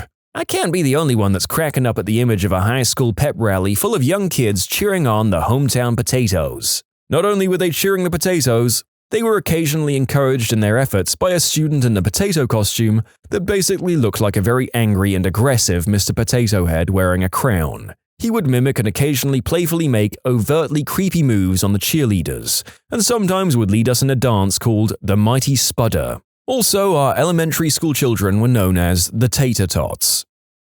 Small town in central or southern Illinois, a man's horse died and he hadn't taken it to the dump. Some drunk rednecks got together about a week after it died and decided they should take it instead. They tied it behind their truck and started dragging it to the dump, but decided it would be more fun to drag it around the square a few times. This was fine until the skin tore and it started leaking horse fluid and parts all over the pavement. And here was me thinking that people would bury a creature like that rather than taking it to the local rubbish tip. The more you know. Also, I guess these guys literally painted the town red. Or the town square, anyway. Rural Colorado. Our dog died while we were away, and the vet didn't have a fridge big enough for it. We really wanted to bury him at home, so he went into the fridge of the local restaurant for a few days. Dad says it was really hard to dig the hole because the dog was near frozen with his legs all sticking straight outwards, and he had to make it bigger than usual. Bigger than usual? Do you bury a lot of dogs? My hometown has an endless supply of these stories. Every spring, my hometown has a livestock festival, a week-long celebration of livestock. One lucky high school girl is crowned the Livestock Queen and presides over the festivities, a prestigious position to be sure. During the Livestock Week, tickets are sold to an event called Cow Patty Bingo, in which an indoor showroom is divided into over 100 small squares and a cow is released onto the floor. If you're lucky enough to have the cow crap into the square you'd chosen, you, my friend, are a winner. My high school tried that. The cheerleaders chased it all over the place and it was so frightened by the 30-odd random screaming girls that it attacked one, and then promptly busted down the gates and fled. That was the last time my high school tried that. I was offered $50 to cast a curse on NASCAR. But did you? I was trying to persuade them to be more skeptical of magic, although Dale Earnhardt is dead anyways, so it might be a lost cause. My next-door neighbors divorced. The mother won the house. When we moved away, the father bought our house. They're now both in homosexual relationships, living as next-door neighbors. I was 16, hanging out on the roof of a local establishment, because what the frick else are you going to do in small-town America, and a cop in uniform, who was drinking, offered me a beer. 25 now, and I still occasionally get ID'd, so it's not like I even looked older than I am. I went to a field party in West Virginia after bailing my buddy out of jail for a DUI. When we got to the party, his arresting officer was there and they drank a beer together. Later, the cops brought out boxing gloves so they could box some people at the party. A DUI in West Virginia was a $500 fine. I grew up in Memphis, but I used to go to this really small town in Arkansas a couple of weekends a month. I got a bowl cut with an actual bowl on my head by a barber with 3 fingers on one hand. I live in a small town. We have a saying, you don't lose your girlfriend, you lose your turn. Cue banjo. My neighbor was known to bring in junkies, and one of them was a smack addict. Well, this guy disappeared, and after about 3 weeks, a smell started coming from one of my neighbor's numerous camp trailers in his yard. They checked it out, and the guy was dead in there. The autopsy reported that he'd had heart failure due to injecting pine sap because he ran out of smack. I have a lot more stories. I grew up in a town of less than 500 peeps.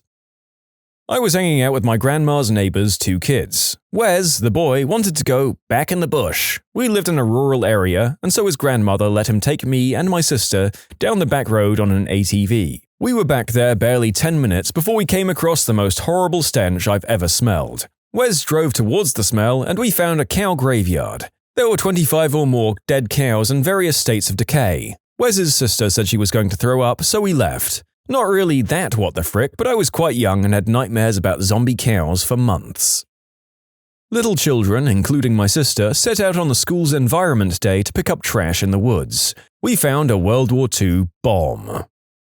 Maybe not a true what the frick story, but my favorite, my hometown is so small or so country story is that at our county fair there was a girl in my high school class that was a finalist in both the beauty pageant and the arm wrestling tournament.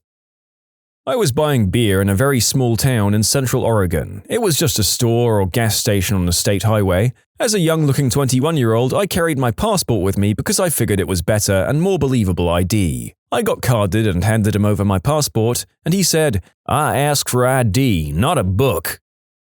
My brother's university is in a town that's pretty much literally in a cornfield. The instructions on the school's website literally say, turn left at the stop sign, because there's only one in the entire town. University of Minnesota, Morris. Colder than Hoth and nothing but corn and alcoholism for miles. My local Walmart has a hitching post. That is all. Your town is the closest any of us will come to playing Red Dead Redemption in real life, and the rest of us are poorer for not having a hitching post outside our local megamarts. We had this local crazy lady. Everyone called her Crazy Tina. She was messed up. Apparently at one time she was a normal person and had a family and everything, and then she started doing a bunch of substances and kind of lost it. But man, some of the stuff she did, crazy. She had a garden in her front yard, which sounds normal, but she was growing rubber boots. Yeah, she had planted like 20 or so rubber boots with just the tops peeking out. And she had another 30 or so just in a huge pile. It's been there as long as I can remember. She decided one day that she was going to paint her house, which again, sounds kind of normal. Except instead of doing it like a normal person, she bought a can of spray paint, and instead of spray painting like a normal person to get even coverage, she just freaking sprayed it all over. That led to more people going up to her house and spray painting members and crap on it. Then I guess she got tired of it, so she ripped off like half her siding. Not all of it, just half. And she was the only person in the entire town to have bars on her windows. I don't really live in a town where people put bars on their windows. She's literally the only person here who's done that. And if you ever walk down the street she lives on, holy crap, she'd be yelling, "Get the frick away from my house!" And then you'd have to run away from her and everything. She was nuts. She was like the crazy cat lady from The Simpsons, but had no living cats. And yeah, apparently she was once completely normal and a nice person. My mum went to school with her, and then something just went off in her brain and she was never the same way. You can always tell when the seasons change in my town by a man named Leon who walks everywhere. He's an older Native American man with long dark hair. When it starts to warm up every year without fail, he starts to wear his cut-off jean shorts. His legs are always shaved and he oils them down. He completes his look with a button-up Hawaiian shirt, a safari hat, and keds. An oldish lady, I'd say around her 50s, who was clearly 2 sandwiches short of a picnic, used to walk around town every day with her dog and just muttering things to herself. Her dog died while she was walking it, but she didn't notice and spent most of the day dragging a dog around the village until someone felt the need to mention it. Pretty sad. Also, I never saw her again much after that. I briefly dated a girl in high school that started doing the deed with her ex-stepdad and later married him. This guy is 25 years older than her and has a daughter with her mother. So in the end, she became her sister's stepmother. Thank God I got out of that relationship and that crap hole town. When has someone who clearly knew nothing tried to explain your own job to you? Emergency medical technician here. Went to a chest pain call-out for an older guy. The wife kept insisting that he just needed a few more sprays of her GTN, a potent and potentially dangerous oral spray used to treat angina, and that he'd be fine after that. She'd already administered goodness knows how much before we got there, which had tanked his blood pressure to dangerously low levels. Also, after checking him over, it became pretty clear that the pain was a result of a chest infection and not a cardiac event. So, as we transport him and try to prevent him from dying from the overdose of medicine she gave him, she's still harping on that we need to give him more because she knows it will work. When we turn our backs, she whips out a bottle of it and tries to give him another couple of doses. After we confiscated it and sat her back down, she demanded we let her use our truck cell phone to call our manager and complain that we were idiots and didn't know our job. When we got to the hospital, she tried to convince the staff there to dose her husband with unnecessary and potentially lethal medication. When we left, I noticed security attempting to disarm her of her bottle of GTN. We gave it back when we got to the ER. Presumably, she tried to dose him again. I'm a travel consultant. I've been working in the hotel world for 15 years, working in hotels as front desk, sales, group block coordinator, reservations, sales agent, and now I'm a travel consultant. There was an Ask Reddit thread, I forget what it was for, but someone was harping on about how the hotel couldn't refund them. How dare they tell me to contact Expedia? Many of the people responding to that person were like, "You go, girl, you report that place," or something along those lines. I wrote a response to it and said, actually, the hotel really can't refund you if you went through Expedia. You didn't pay the hotel, you paid Expedia.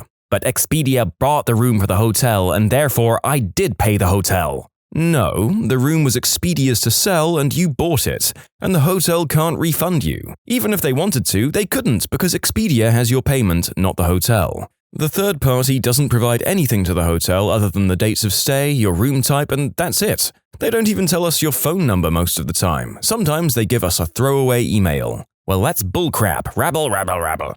Well, no, that's not bullcrap. Imagine I bought 10 candy bars from the grocery store and then sold those candy bars at whatever price I decided was profitable. The people who brought those candy bars could not go to the grocery store and complain that something was wrong with it and demand a refund from them because they didn't buy those candy bars from the grocery store. They brought them from me. That store may even have a nice refund policy, but I may have a non-refundable policy. And because you bought it from me, you're subject to whatever policy I have in place. Much like buying a room off Expedia. I got this biblical flood of responses from people who claimed to be like, I work front desk, I don't know what you're talking about. And other people who claim to be avid travelers going, that's bullcrap, the hotel should do something, rabble.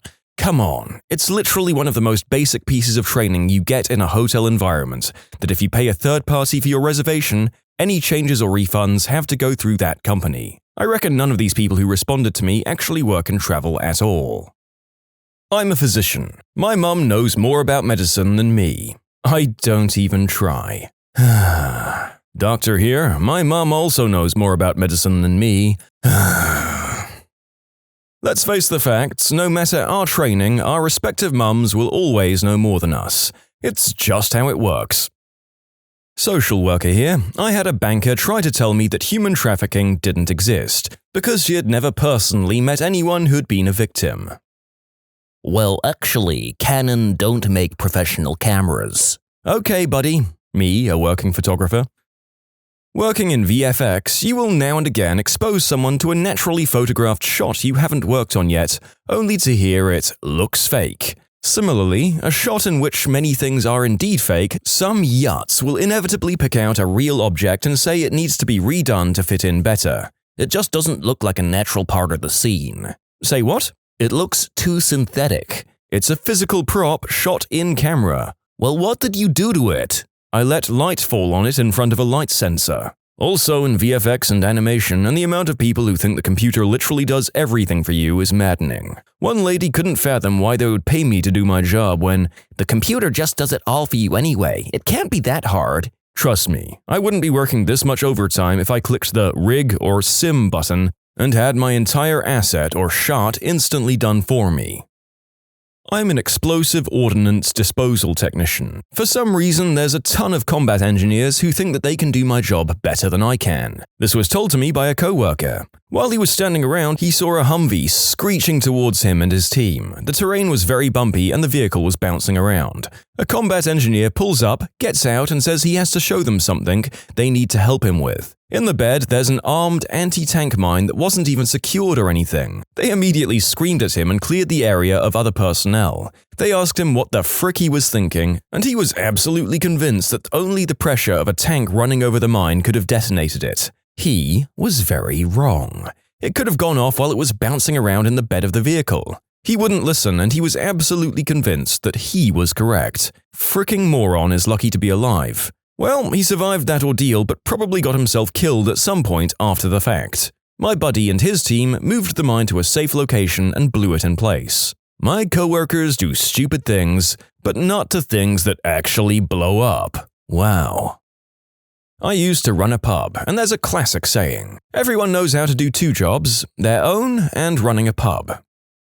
I work for a tea shop. Before this, I worked in another tea shop in Britain. I once had a customer insist that green tea was caffeine-free. It's not, if you were wondering. I'd like to clear up a few misconceptions about tea, but first I would like to state that I'm not a scientist. I'm in no way a scientific expert regarding tea. I've worked in the tea business for the last 6 years, and I've had extensive training and I'm passionate about it. However, I do admit that I don't know everything there is to know about tea. However, I do know the following. 1. All tea comes from the same plant called Camellia sinensis. The flavor, properties, caffeine content changes depending on where and how it's grown, and then more importantly, how it is processed is what changes the type of tea, like black, green, yellow, oolong, white, etc. 2. Since all tea comes from the same plant, all tea has caffeine in it. The caffeine content changes based on the above methods, but also it can change every year on soil acidity, rainfall, and other things. It also changes by which leaves and which part of the leaves are used to make the tea. 3. Tea has far less caffeine than coffee. 4. Matcha tea is a green tea that's slowly grown in the shade in Japan and naturally produces more caffeine. It's then finely ground, and because of that, the consumer is ingesting everything from that plant rather than just infusing tea leaves in water, which take out some of the nutrients from the leaves. 5. Not being a scientist, I have no idea about this rinsing a tea bag method to lower the caffeine content, but I've heard it mentioned throughout the years. However, the longer you brew your cup of tea, the more caffeine you'll get out of it, so you can draw your own conclusions there. 6. If you think green tea and white teas are bitter, you're brewing them too long. No more than 3 minutes, and try to get the temperature of the water around 79 to 82 degrees Celsius or 175 to 80 Fahrenheit. If you don't have a way of telling the temperature, just let your kettle sit for a minute or two after it boils. And 7. Rooibos is a caffeine-free plant that is grown in South Africa. It has a very distinctive flavor that people either love or hate. Try it with honey and adding your own spices, and it's divine. Also, if you love milky tea, ignore the snobs and drink it like you normally would black tea. Lawyer here. Someone just told me I was a butthole because I wouldn't answer a real estate question involving a document I'd never heard of for a deal in a jurisdiction I don't practice in. They told me I had to know about it and I was just being difficult. Medical laboratory technician here. A patient told me that the blood services in our state have him on speed dial because his blood was needed to save all newborn babies. So I said, "Oh, you must be O negative," and he replied very seriously, "No, I'm O positive." When I explained that he probably was mistaken, he got very loud and condescendingly told me he's been donating for years and that if I'd paid more attention in school, I'd know the basics of how blood works. My money on well-trained professionals who consistently get told how to do their jobs by absolute morons is absolutely on medical personnel, but I might be jaded by how many videos we've done on ridiculous hospital cases. I'm a freelance graphic designer. I mainly do logos for small businesses and the like, and the amount of people who ask me to give them discounts because they could do it is absolutely ridiculous. Don't even get me started on people explaining to me why doing work for them for free will help me in the long run. I'm a mechanic by trade. A guy I know bought an older European sports car to fix up. It doesn't run, so he got it cheap. I told him that it's definitely going to cost him way more than he thinks, and it's not going to be easy for him to do it himself, not to mention the difficulties of finding parts for it. He'd probably save money if he just bought a new one. He just blew me off and gave me some strange twisted reasoning about how he can do it cheaper and make it better. Okay, dude, whatever. So far, he's sunk thousands of dollars into it, and it still doesn't run. I believe that he's pretty well invested into the sunk cost fallacy at this point. Goodbye, retirement fund. My dad tried convincing a biology student of the importance of cryptozoology and the existence of Bigfoot. Bartender. I'm consistently amazed at how little people know about alcohol. I've got a million stories, but there's one request I've been getting a lot lately. My bar has a Long Island variation that's essentially a shot each of tequila, vodka, rum, and gin, along with peach schnapps, Sprite, and 2 very sugary fruit juices, topped with grenadine. People have been requesting this drink without the grenadine because they think that extra sugar is what's making them hungover. Nah, man, you're hungover because you just took 4 shots and consumed 80 grams of sugar. Trust me, that 1/4 ounce of grenadine is not going to make up the difference. You can submit your own stories to be featured here on the channel. The story submission link is in the description below. And if you want to listen to some vibey music in the background, check out easymode, also linked below, and subscribe. I'm a commercial property manager. In certain commercial leases, it's the tenant's responsibility to maintain plumbing, HVAC, etc., so you don't call your manager and demand your bulbs need to be replaced or toilets leaking like you would in a residential. One of my properties had a main meter from the city, then sub-meters to the individual suites. Our meters were monitored and billed by a third party who would then let us know if a tenant's usage had spiked. We'd let the tenant know that they probably needed to investigate since something on their side of the meter was possibly leaking. We notified the tenant. He freaks out and tells us nothing is leaking. He freaks out further when his bill is 4 times higher. I tell him again, maybe you should get a plumber to investigate. He says he doesn't need a plumber because he's a water engineer. Side note, his business was one of those mailbox stores in a shopping center. Turns out his toilet was running. I'm a music producer and engineer and studio instrumentalist, and it's amazing how many of the artists I work with, many of whom are talented singers but have no knowledge of music theory or recording, think that they know better than me about it. It slows down an already tremendous process. I'm a water professional. I've been told numerous times that there are no asbestos water pipes. I've been told that would be illegal and unethical. Asbestos concrete pipes are one of the most common types of water and sewer pipes. When I bought a house, people told me not to bother with an asbestos check because it's been banned for decades. 1, it's only been banned since 2003, and 2, the house was built in the 80s. I'll leave it up to the professionals to tell me. I had someone argue with me that vaccines gave their child Down syndrome. Yep, injecting unsuspecting babies with extra chromosomes. I'm a radio presenter. I once spent 15 minutes at a dinner listening to a woman tell me that I didn't work on a certain radio station, that I'd worked on for 6 years. It was honestly the maddest thing I've ever heard. No, it's not that one. And if you really don't understand, don't worry, me neither. I once had a lady call my house 5 times in 2 minutes asking for some random person, even though I'd told her she had the wrong number and that it was only my wife and I that lived there. She said, absolutely livid, "Excuse me, I do not have the wrong number."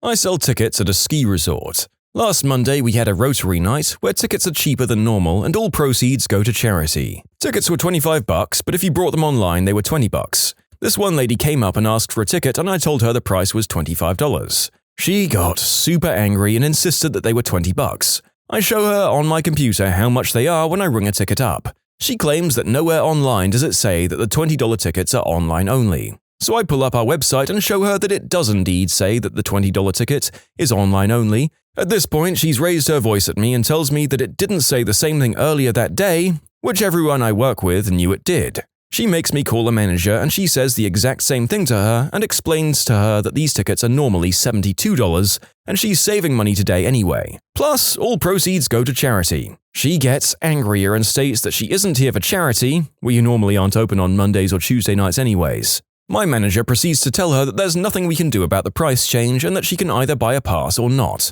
She goes to find her family and comes back with her husband, who tries to say the same things. I don't make enough money to deal with this sort of crap. I'm a standard small shop barista and once a girl asked me to make her hot chocolate with a shot of espresso, which is what a mocha is since we use the same chocolate powder for both types of drinks. I tell her, "Oh, do you mean a mocha? If I charge you for a hot chocolate plus the extra shot, it will be more expensive than if I just charge you for a mocha, ma'am." She proceeds to tell me that she knows more about coffee and that the two are totally different due to the different ways we prepare the chocolate. Instead of arguing with her, I go ahead and make her the drink, but I'd already written the M for mocha on her drink label. When I hand her the drink, she proceeds to get massively angry and demand that I remake her drink like she said, a hot chocolate with an extra shot. So I go back to the bar and basically just put her old drink into a new cup with HC for hot chocolate. She takes a sip and goes, "Yep, much better."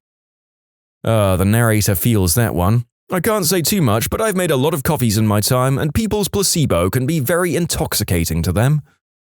Pediatric nurse. So I love hearing how bad vaccines are and how medications are toxins and chemicals, how effective essential oils are, and how the fact that each nurse does certain things a little different means that it must be wrong. NICU nurse here, and I just love when the mum who did substances during her pregnancy refuses vaccines because they're toxic or dangerous. Sure, lady, some of these mums also love to tell you that the reason their kid is fussy is because you're failing to do something as their nurse, change the diaper or feed him enough. It couldn't possibly be because their child is withdrawing. I'm not saying that all mothers who do substances are like this. Some of them realize the harm they did and really try to help their baby and get help for themselves. Pharmacist. Have had more than one person try to convince me that their liver was special and that they'd developed a tolerance to enormous doses of Tylenol. Pro tip: you don't develop a tolerance to acetaminophen, and nobody gets to exceed 4,000 milligrams per day. Mostly these patients have developed a tolerance to hydrocodone and are looking for ridiculous fills of Vicodin. Sir, Dr. A has given you the maximum dosage. I cannot fill the prescription form from Dr. B. Frick you, my liver is special. And the runner-up, pick anything said by Dr. Oz. Screw Dr. Oz. I'm also a pharmacist. Every damn January I have to spend all day explaining to people how their insurance works while they shake their heads and say no repeatedly. If I had a nickel for every butthole who swears that they've never had a deductible or insists a drug is covered by their insurance and therefore I'm wrong to collect a copay, I'd be able to afford to follow my dream, putting up giant billboards outside of Dr. Oz's home, studio, and hospital that all say, F Dr. Oz.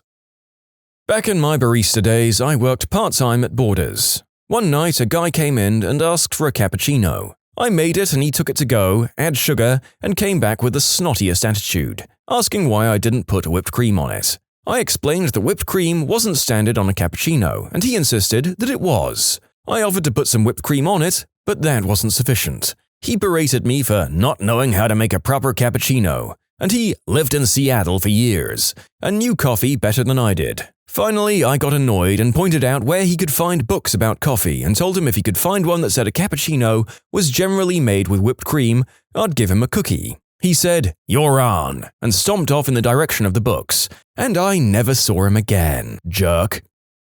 My mum was having intermittent trouble with her internet connection. I'm in IT, and as all people in IT know, you become the family tech person. I went to investigate. Mum had a network cable running from her computer to an extra modem under her desk. The modem was connected to a coax cable running from the wall. Her house already had a modem and a wireless router. I asked her why she had a second modem under her desk. She told me that she'd complained to the man who'd installed her dishwasher that her internet wasn't working well. He had offered to take a look, and finding an extra modem in the basement fixed the problem for her. None of this really bothered me as much as how hard I had to argue with her that this wasn't helping. She was convinced that because she trusted the guy, he had to be right. She finally relented when, face in my hands, I groaned, "I do this for a fricking living."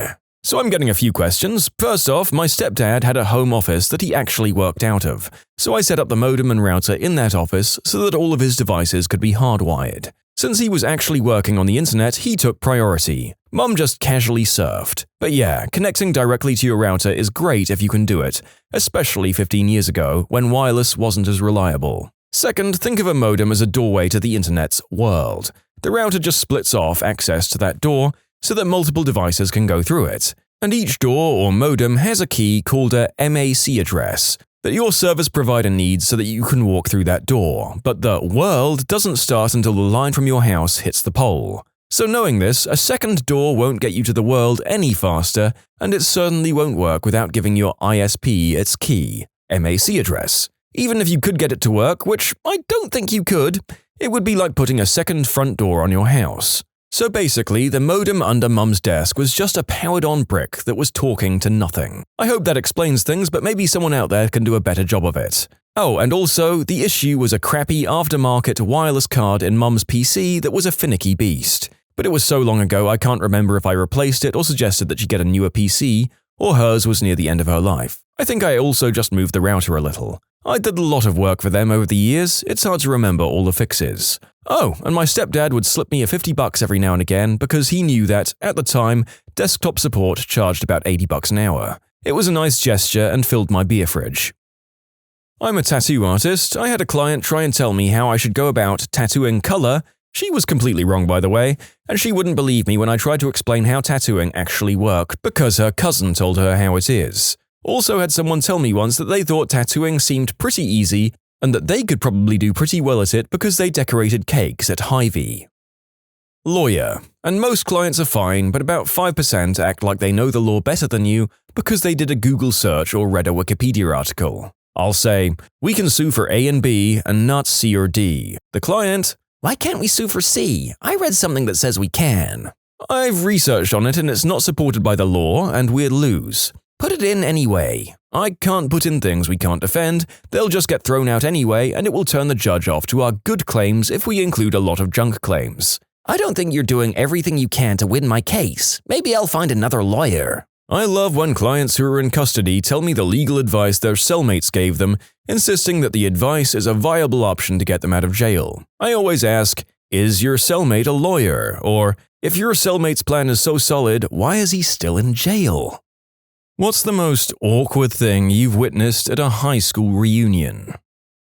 Not me, but my brother-in-law's high school reunion. A guy that was severely bullied in high school started a Facebook group to get the ball rolling on planning a high school reunion. He planned the venue, food, drinks, and asked everyone to pay a ticket price to cover it all. He organized the money to go into a provided bank account, received more than 200 people's dollary dues, and then effed off. Never to be heard of again. I've never laughed so hard in my life. My mum's 35th high school reunion was at a bar that I frequent quite a bit. I walked in with my mum and went up to a bartender that I know to order a drink for my mum and I. He looked up at my mother and I and immediately got super shy and weird and then said, "You're the daughter of," my mum's name. Apparently he'd had a huge crush on my mum in high school and my uncle beat the crap out of him because he creeped my mum out. It was very awkward indeed. I'm getting kind of a Peter Baelish Game of Thrones vibe. Did he creep on you or treat you different after that? I play in a band. We got booked by a restaurant for some class reunion. I showed up to set up for the gig, and it was my frickin' class. I wasn't even invited.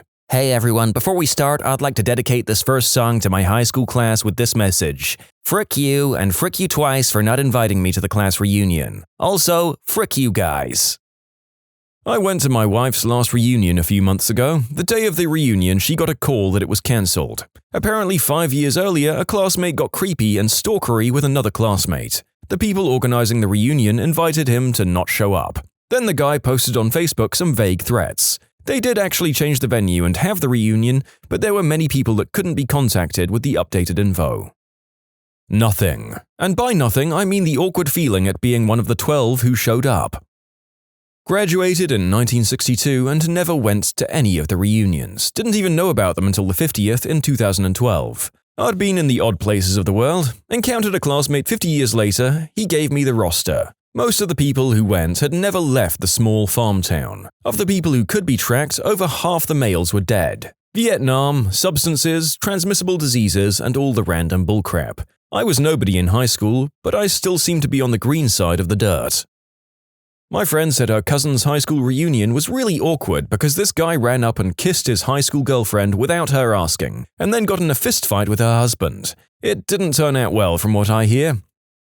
There has to be a balance between boring evening and fistfights and drunken disasters. I'm so glad the latter are so present here for our entertainment. 2 of our classmates passed away before our 5-year reunion. One of the girls organizing the event thought it would be a good idea to make cardboard cutouts of their faces as if they were truly still here with us. The worst part was that people got drunk and started toting them around, taking pictures with them. It was messed up.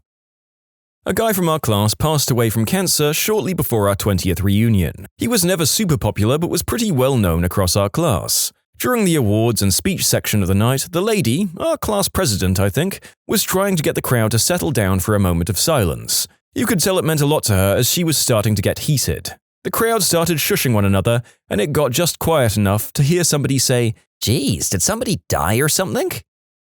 When I was about 6, I went to my dad's small-town school's 30-year reunion. His ex-fiancée, not my mum, was dressed in her prom dress and kept talking to me, saying she should have been my mummy. Even then, I knew that was weird. Keep your crazy inside, lady.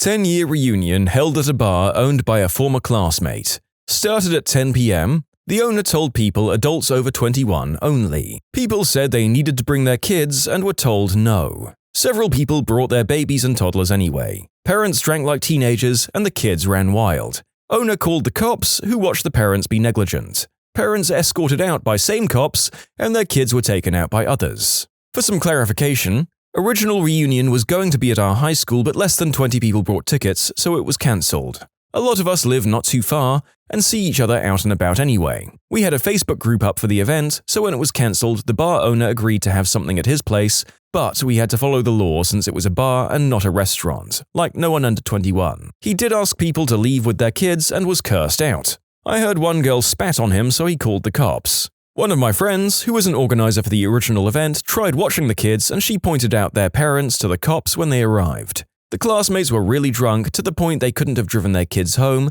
and others were belligerent. Hence the arrests. I was there with a friend when he saw his ex. They approached each other, him going in for a hug and her extending her hand to shake. When they each realized what the other was doing, she put her arms out for a hug and he extended his hand to shake. By the time they touched, it was just a jumble of hands and arms weirdly touching each other. He started by saying, "So, how have you been?" And I just said, excuse me, and got the heck away from that. A girl I like, we work at different facilities but hang out a lot at trainings, came down for an audit. She introduced me to someone she's training and we talk for a bit until they have to leave. She invites me to join all of them for dinner and I say cool. I go for a hug and she sticks her hand out and we both sort of back up and flip our actions, so I stick my hand out and she goes for the hug. We hug and it was awkward. That night at dinner, we're joking, we all have a few drinks and I excuse myself for the night. She stands up from the table and her arms start to open up, but I instinctively reach out to shake her hand. The guy she's training has a huge grin as she turns red in the face, shakes my hand and says goodnight. At my 10-year high school reunion, a guy I hated and who hated me showed up and came directly towards me. Not saying anything at all to me, he then engaged the person standing right next to me on my left. He proceeded to move around the room talking to literally everyone there, only 33 people in my class, and stopping with the person on my right. Didn't so much as acknowledge my existence the whole rest of the day. It was super weird at the time, but many years later it was the most memorable thing that happened. I laugh about it now. At my 10th, the organizers gave awards to people for various reasons. One girl from our class was given an award for having the most kids of anyone there. She had had 4 by different guys, which was part of the announcement. The look on her face as she slinked up to the podium said it all. At mine, someone made a speech along the lines of, "To all those that felt picked on or bullied, I have something to say to you." She then started to sing Let It Go from Frozen. A kid in my class, 1982, was hit by a car during our junior year and wound up in a persistent vegetative state. We had heard bits and pieces of information about him over the years, but none of it sounded reliable. He was dead, he was still in a coma, he'd come out of it, he was normal, he'd become a born-again Christian, he lived at home and couldn't do anything for himself. You name it, we had heard it. Every reunion, there's still some misinformation being passed around about the guy. In our 10-year reunion program, he was in the In Memoriam page. Then it was pointed out that he wasn't dead. Last fall, we had our 35th reunion, and he was announced along with the "Let's take a minute to remember our departed classmates," and then others pointed out that they thought he was still alive and living in Florida now. I don't think we'll ever find out the truth. Not that it matters though, he was a fricking jerk anyway. I wonder if the truth will ever be known about the Floridian man of mystery. Or maybe the author is the reason he's missing and is covering his tracks. The captain of the football team was a pretty sad sight. He looked like hell and was so proud of sneaking booze in with his flask. I mean, it was a cash bar, but the prices were reasonable, guys. Mine is in a few months, but the awkwardness has already started. First, I never had any plans to go. Things like that really aren't my speed. I'm not a mingler and I always want to leave right away. Besides, I'll be away on military orders by that time anyway, so there's no way I can go. So a few weeks ago, I get added to a high school 10-year reunion page for my school on Facebook by someone I don't recognize. I immediately think, nope, and leave the page. Then don't think about it again. I got a phone call a few days later from an unknown number. Not unusual since a lot of people call me for work stuff. I answer and get this really enthusiastic, "Oh my god, hi, it's name.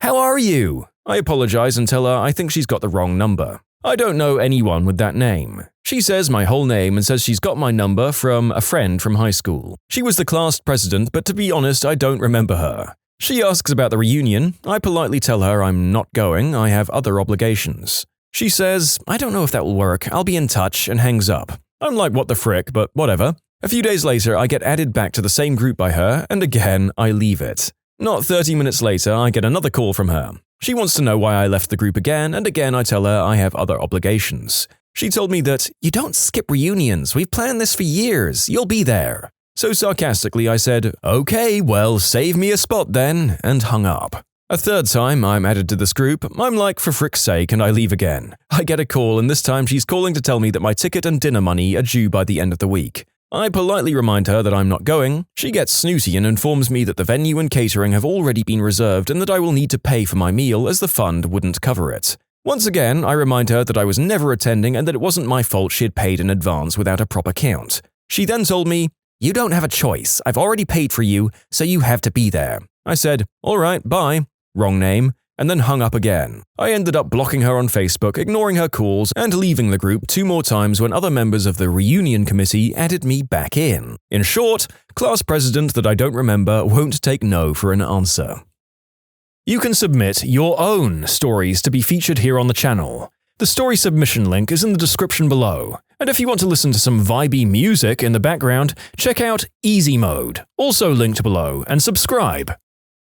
Probably the reunion itself. Our 10-year was in 2015 and I did not attend as I got roped into helping salvage a 4-wheeler from the river that a couple of buddies had found. If you're interested, the guy who kept it got it running again for about $1,000 worth of parts and work hours. Score! So for about 3 or 4 months leading up to the reunion date, a few of the popular girls from our class started a Facebook group to organize everything, and it seemed to be going really well. People had moved all over the country but were saying they were moving their schedules around to attend. There was talk of renting an event hall on the fairgrounds. One girl's family now owned a local restaurant and offered to put up that venue for an after-hours thing. Everyone seemed really into it, and from what I could see, all seemed ready and willing to put behind them whatever petty grudges and high school BS had existed 10 years before. Comes to the morning of, and absolutely no one has committed anything, and in fact it's almost complete radio silence on the Facebook group. Someone suggests that since we have no place reserved, should everyone just meet at bars downtown or go from there? So it was that exactly 7 people showed up and played oversized Jenga. They at least looked like they had a good time, but what a letdown. I was initially a bit bummed about knowing I was missing our reunion, but when I saw the turnout on Facebook when I got back into cell range, I wasn't that disappointed anymore. That's not too different from mine. We'd planned an event, but apparently the turnout wasn't high enough to cover the cost of the place. That fell through, and one of the organizers made a melodramatic post in the Facebook group, and another organizer put together a small gathering plan for whoever showed up to get dinner. Got 6 of my class plus a girlfriend of one of the guys, had dinner, and then we all hung out at one person's apartment for a couple of hours reminiscing. I think that was probably more fun than the original plan would have been, to be honest. At my 10-year reunion, it was more everyone getting really drunk. At the 20th, there were a few people seemingly bitter at those who'd done pretty well in life. Odd, really. When my lady teacher came up to me, kissed me on the cheek, and told me she loved me. She was very drunk. I felt very awkward. No, she wasn't hot. She was old, once spell-corrected a Christmas card I gave her, and the night of the formal smelled strongly of booze. Haven't had a high school reunion yet, but here's a fun one from my mum's 3rd reunion. She went with my dad back to her hometown for the reunion. My dad grew up in a different place, so he didn't know anybody there. Bored out of his mind, he decided to have some fun and found a way to discreetly ask someone who the biggest juvenile delinquent troublemaker was in their graduating class. Let's call him Albert Davis. So my dad went to the name tag table and found Albert Davis's name tag. He put it on and went around saying hi to everyone just to watch their reactions, because most of them assumed that Albert Davis was in prison. My mum did not think it was funny. Allow me to introduce my partner, the one in our year voted most likely to end up in prison. Excellent prank. Apparently every year my brother's graduating class gets together at this one neighborhood bar over Thanksgiving. It's not a formal thing, but anyone can come and they all have a few drinks and it's totally normal. I literally had no idea about it, and apparently my brother didn't either. Because 3 or 4 years ago, we showed up to get a drink together alone and his entire graduating class of 50-ish people were there. Now, my brother was super nerdy and kind of an awkward kid, but the Marines and college turned that around and now he's an outgoing, sociable guy. Coming out of the closet once he hit 23 helped too, since he was comfortable in his own skin and it showed outwardly. Thing was, no one seemed to know he was gay. And this is small town in the Midwest, where there's nothing else to do but gossip, and since no one leaves, everyone knows everyone else. I literally spent all night cringing while my brother dodged the advances of a bunch of girls aggressively hitting on him. Since the dating pool is the same guys they went to high school with and he was fresh meat, they were all coming on super strong and it was bad. Then everything got worse when he told them he was living on the East Coast because he was gay and married, and his husband's job was there. I went with my wife to her reunion. I may have had 1 or 3 before arriving, and when I got there I remembered hearing a story about a guy who was my wife's 3rd grade boyfriend. Later in life he'd had a rough time of things. Substances, booze, run-ins with the law, and other things. As a joke, I wrote his name on my name badge and went about my business. Not long after, a rather strong and stocky woman turned around, looked at me, then at my name tag, and when she saw the name, she looked up at me and screamed excitedly, as loud as I've ever heard, and bear hugged me while lifting me off the ground and bit my neck. No blood, but a decent bruise. At my 10-year reunion, one of the good-looking but not very bright guys from my class argued with me that we had done the deed in high school. After 10 minutes of me trying to explain to him that we had never done the deed, I realized he was thinking of my friend's sister, not me. He was then like, "Well, we can fix that." I declined and left. He had gone 10 years not knowing who he had done the deed with. I'm not touching that with someone else's downstairs area, much less my own. Got invited by Facebook message, we're not friends on Facebook, by one of the girls who made pretty much the whole time I was there a living hell. Didn't attend obviously because everyone I wanted to keep in touch with I did, but got a sorry we missed you, hun, we should do lunch soon message. But why? Selective memory or… Went to a wife's reunion, introduced myself as George Michael. I was only there 3 weeks, I was bullied so I left, but so-and-so invited me. Some people actually bought the story. There's a slight recurring theme of husbands being hilarious goofballs and I kinda love it. It was a party with all old high school people at it. Not sure if people actually have reunions anymore, but it ended up with the same effect. I met up with an ex, and an ex-buddy of mine kept saying crap about how we would be perfect back together. It was just stupid for a ton of reasons, and the dude kept pushing. First, I was married. Didn't bother this dude. He said we should just bang and not tell my wife. Second, she's a lesbian. No interest in men. I knew this already, and she had trusted telling me, even though I think she kept it private. But this guy pushed, and when she said she liked girls, he just told her to bring her girlfriend along. I don't even know the guy's endgame, but he looked like a total moron, and I'm pretty sure he made my ex feel pretty uncomfortable. Then I had to feel uncomfortable when I finally told him to F off. For us younger folk, there will even be a physical reunion. Someone made a graduating class of 2000 and X, like a year after graduation, which had one post every few months and then had been absolutely dead for several years now. The lighting was dim, we were old, and some nitwit decided to let people scrawl their own name tags, which then hung on lanyards at crotch level. Nobody could hear anything over the snot-nosed DJ blasting Eye of the Tiger, and trying to figure out who you were talking to was pretty awkward.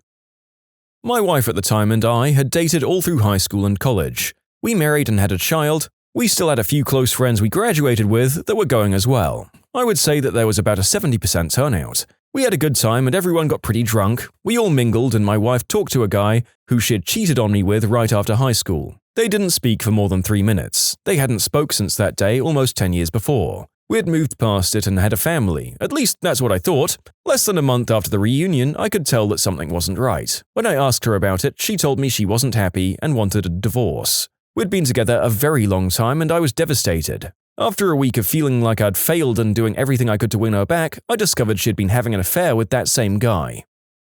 Not my high school reunion, but my mother's. She walked in and was saying hi to a few of the women when one of them dragged their husband over. In a very loud voice, she said, "You remember Sharon? Her brother was the one that fired you last month." My mum ended up avoiding them the rest of the night. I heard that a classmate set the venue on fire. Glad I didn't go. It was lit though.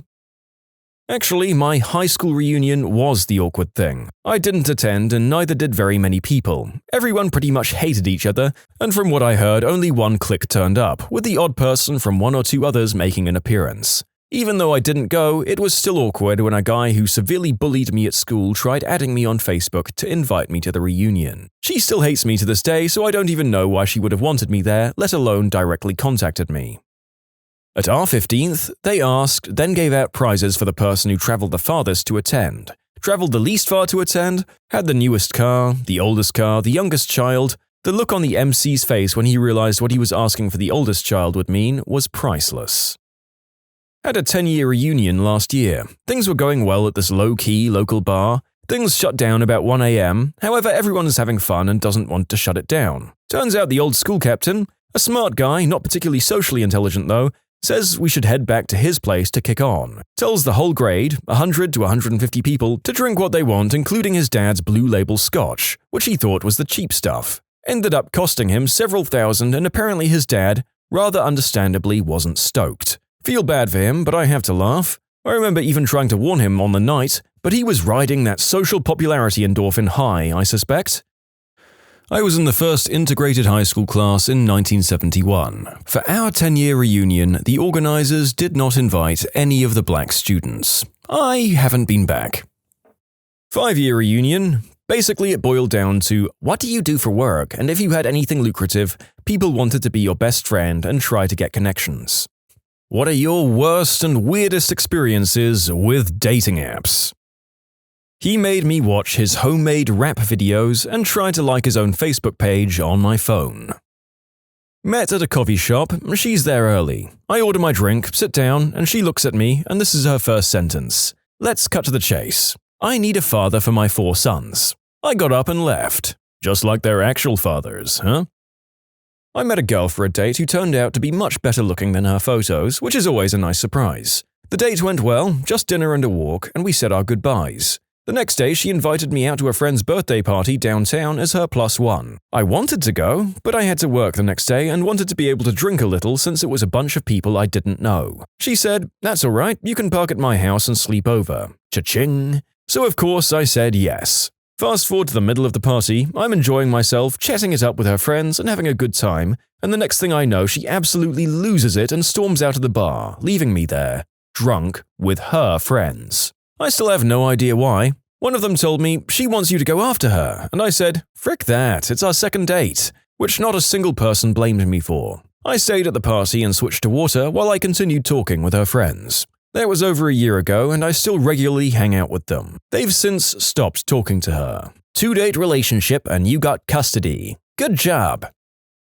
Perfectly nice date. 20 minutes into it, she says, I'll be honest, I know what I need in a man and you don't have it. At 25, I would have been crushed, wondering what it was would have kept me up for days. Being 35, I thanked her for being blunt and was happy to have an unexpectedly free evening. I'll be totally honest, at 45 I would have greatly appreciated her honesty and then cried myself to sleep that night. Regardless of anything else, I would have felt like a complete failure, but I would have respected her honesty. I completely sympathize with both of these viewpoints. I guess it depends on how much I like the person and how high my hopes are after a first date. In my 30s, I'm still not immune to the whole getting starry-eyed after one date effect. Not me, but my friend went on a really great Tinder date a few months ago. She said they really seemed to hit it off. They got some margaritas, had a fun but very deep conversation about life and other philosophical things, and then made out a little bit. She didn't hear from him for the rest of the weekend, which felt odd because she had such a great feeling about him. She usually has a good radar for these things. She ended up stalking him on Facebook to see what he was up to. He'd self-deleted. She was lying about her age and wanted a baby, starting immediately. Okay, to elaborate, the profile said she was 19 and she was really, really freaking hot, so I was pretty interested. We text and talk on the phone. She does cutesy, kinda immature stuff, but I blow it off, thinking she's just awkward at flirting. One night, we're texting and she starts sending me pictures. And these were quite adult in nature, so now I'm extremely interested in meeting up.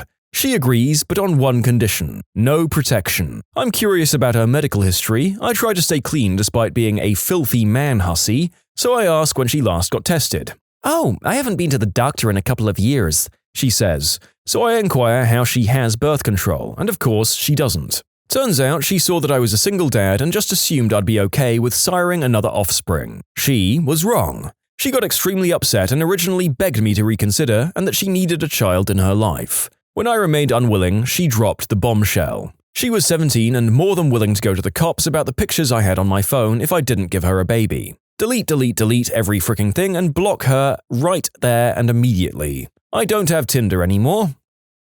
We went out for drinks and then walked around the park, and it was an enjoyable date. I took her home and parked next to her apartment. She said I shouldn't park there because I'll get towed. I said I only need 3 minutes to walk you to your door. She said, seriously, you should park in visitors since you can stay all night and not get towed. I responded, oh, don't worry, I only need 3 minutes to walk you to your door. I'm not a smart man. We went to her place, ate some special fungi, and then did the deed. She was a biter, and it was like doing the deed with a giant spider. Needless to say, I didn't have a great time and she kicked me out. I sat in my car outside for 2 long hours, tripping on shrooms and trying to come to terms with what felt like dying. Woke up the next morning with large bite marks. Never do shrooms with strange Tinder girls. Funny. I went on an OkCupid date. We ate the same special fungi. We had a great dinner, great convo, and made out at his place. He pushed for more, but I was trying to take a new, slow approach. 10 minutes later, I'm sitting in my car in his apartment parking lot, mildly tripping and looking at the pretty lights and thinking about how time works. He never called me again. All in all, not the worst, but certainly not the best. Mushrooms and online dating, maybe not. Met with a girl who ended up being 16. I was 18 at the time. She told me how, on her last date, the guy drove her to a secluded area and told her she had to give him head or he wouldn't drive her home, and she asked me not to do that to her. I took her home immediately and never met another girl online again. It kinda sounds like she's got you beat for the worst Tinder story, to be honest. My profile picture is a toilet. The first time I met a girl, we actually talked about toilets for an hour. Your pic is a toilet and you got a match? Thanks for rubbing it in. Not an awful date, but after I told him I wasn't interested in pursuing it further, he insisted I left my socks at his place, and I had to get them because they look like really nice socks and I'm sure you'd want them back. This went on for several days. Obviously, it was a weird ploy to get me back to his house. I just think he could have thought of something way better. I mean, it was winter, so clearly I put my socks and shoes back on before leaving. He showed up with his iPhone on a lanyard around his neck, but he introduced me to Reddit, so I guess it went okay. And I should really thank him because I met my fiancé on Reddit, and he's in the process of moving halfway around the world for me. Friend from class matched with my then girlfriend, now ex. He informed me of the match and proceeded to set up a coffee date. Instead of him showing up to the date, I did. I had the pleasure of watching my girlfriend freak the F out. I mean, I hope that she became your ex minutes after this encounter and that you didn't both get stuck in an absolutely poisonous relationship of mistrust and nastiness afterwards. I have a doozy. So last year, after getting out of a horrible sort of relationship, I decided to try something casual and use Tinder. Got lots of responses and everything was going well. The dates were mostly lackluster and I figured I was just being too picky. So I decided that the next 5 people to ask me on dates get a yes. Bad move. So the first guy I go on a date with wants me to drive into the city, 45 minutes away, so we would have more stuff to do. Annoying but sort of understandable as I'm in a suburb without much exciting things. We meet and he looks like his pictures. We say hello and he tells me that we're going to go play soccer in the park. Cool, I love sports. On the way, we start talking and asking questions about each other, and I'm getting the vibe that we aren't such a great match. I love to travel, and he has zero desire. He only likes obscure sports, and I love them all. But hey, I'm here, stick with it. The entire time he talks about how he makes so much money and how embarrassing it is for his friend to only make $60K a year at his dream job. I make half of that. I would have left considering the love connection or lack thereof, but I figured I'd be polite until after lunch. We head out and we arrive. Dollar taco, which don't get me wrong, we don't have to splurge, but he looked me up and down and said, "You've got to earn your meal first," and gave me a creepy freaking smile. Nope, I feign a fake cell phone call and have to leave, but he insists on walking me to my car. We get there and I try to shrug him off and get the frick out, but then it happens. He leans in for a kiss. But not just any kiss, open mouth, tongue out. And as he leans in, his crotch brushes against my leg. Unfortunately for him, the soccer shorts didn't conceal his raging, hard eggplant. So I did what any caught-off-guard girl would do. I accidentally laughed in his mouth. Oops, I was too awkward to say anything and just got in the car, driving away. Met up for a coffee after having quite a nice chat over Tinder for a few days. He sits down and says, "Hey, nice to meet you," then continues to pull out his laptop and sit there in complete silence for the next hour. I had nothing with me but my phone since I thought coffee date means conversation. Should have left sooner. So I show up at the coffee shop and the B-word was just sitting there with some guy that looked like her boyfriend. They just sat there on their laptops and phones while I drank my latte at a nearby table like an idiot. I'm seriously considering that this is the actual story.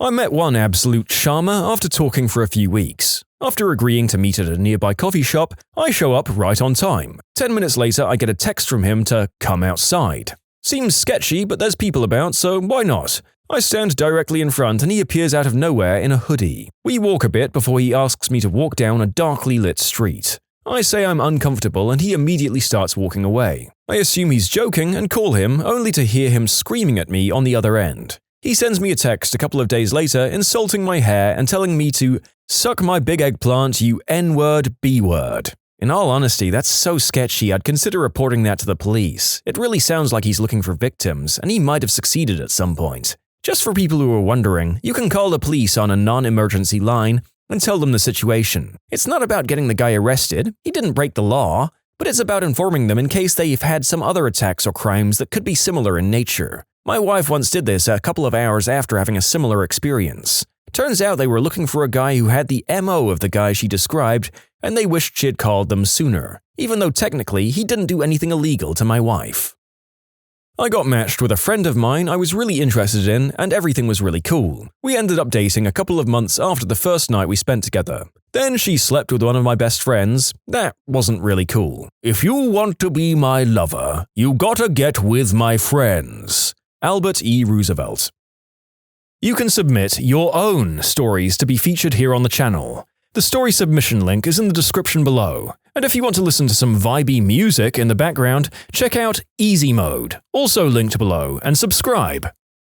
My first date with this guy would have been his cat's funeral. Luckily, I had the common sense not to take it that far. I'd matched with a guy and we began to be hitting it off. So I gave him my cell number, and of course he became increasingly strange. He was telling me about his cat and how he was worried about her because she was very ill. Okay, I understand having a sick pet is sad. Then he began to tell me about their relationship and how she was always there for him. Yep, I'm close to my animals too, that's fine. But then he began discussing how he doesn't know what to do if his cat passes away and how he might just self-delete unless I'd be willing to take his cat's place. No?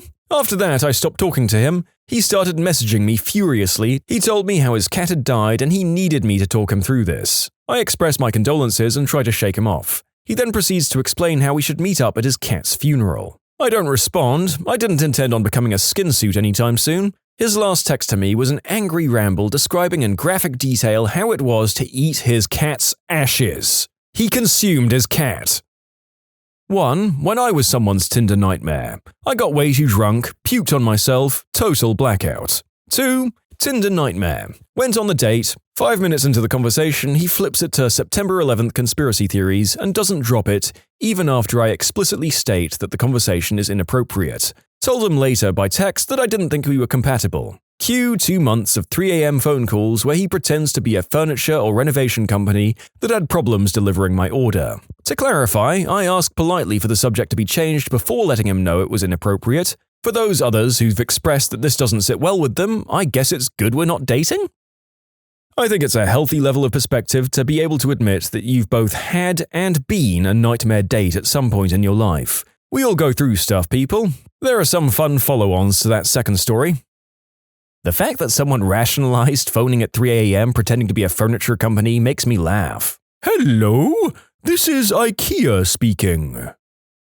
First date is going well. She's way out of my league and seems very much into me. Later, we're back at my place, after dinner and making out on the couch a little. We head into the bedroom and the clothes are coming off. Just as I'm about to slip it in, she says, "Wait, what? You should know I have herpes." Very funny. "No, I really do, and I'm in the middle of an outbreak." "You're joking." "I'm not. Do you need a minute?" Being fairly herpes naive, I reply, Yep. I go out to my porch and sit down on a chair. After a minute, I hear her crying in my bedroom. She dresses and comes out. She asks me if I need some time to think, and I tell her that I do. We talk a little about other things. I drive her home and then spend the weekend completely torn up, weighing my options. Is she worth getting herpes over? You've only known her for 6 hours. Ultimately, I go out with her a few more times, and it turns out not only does she have the herps, but she's bat crap crazy. I dump her, and she tries to self-delete. Another hilarious story in and of itself. And I test negative for herpes. Back to the drawing board.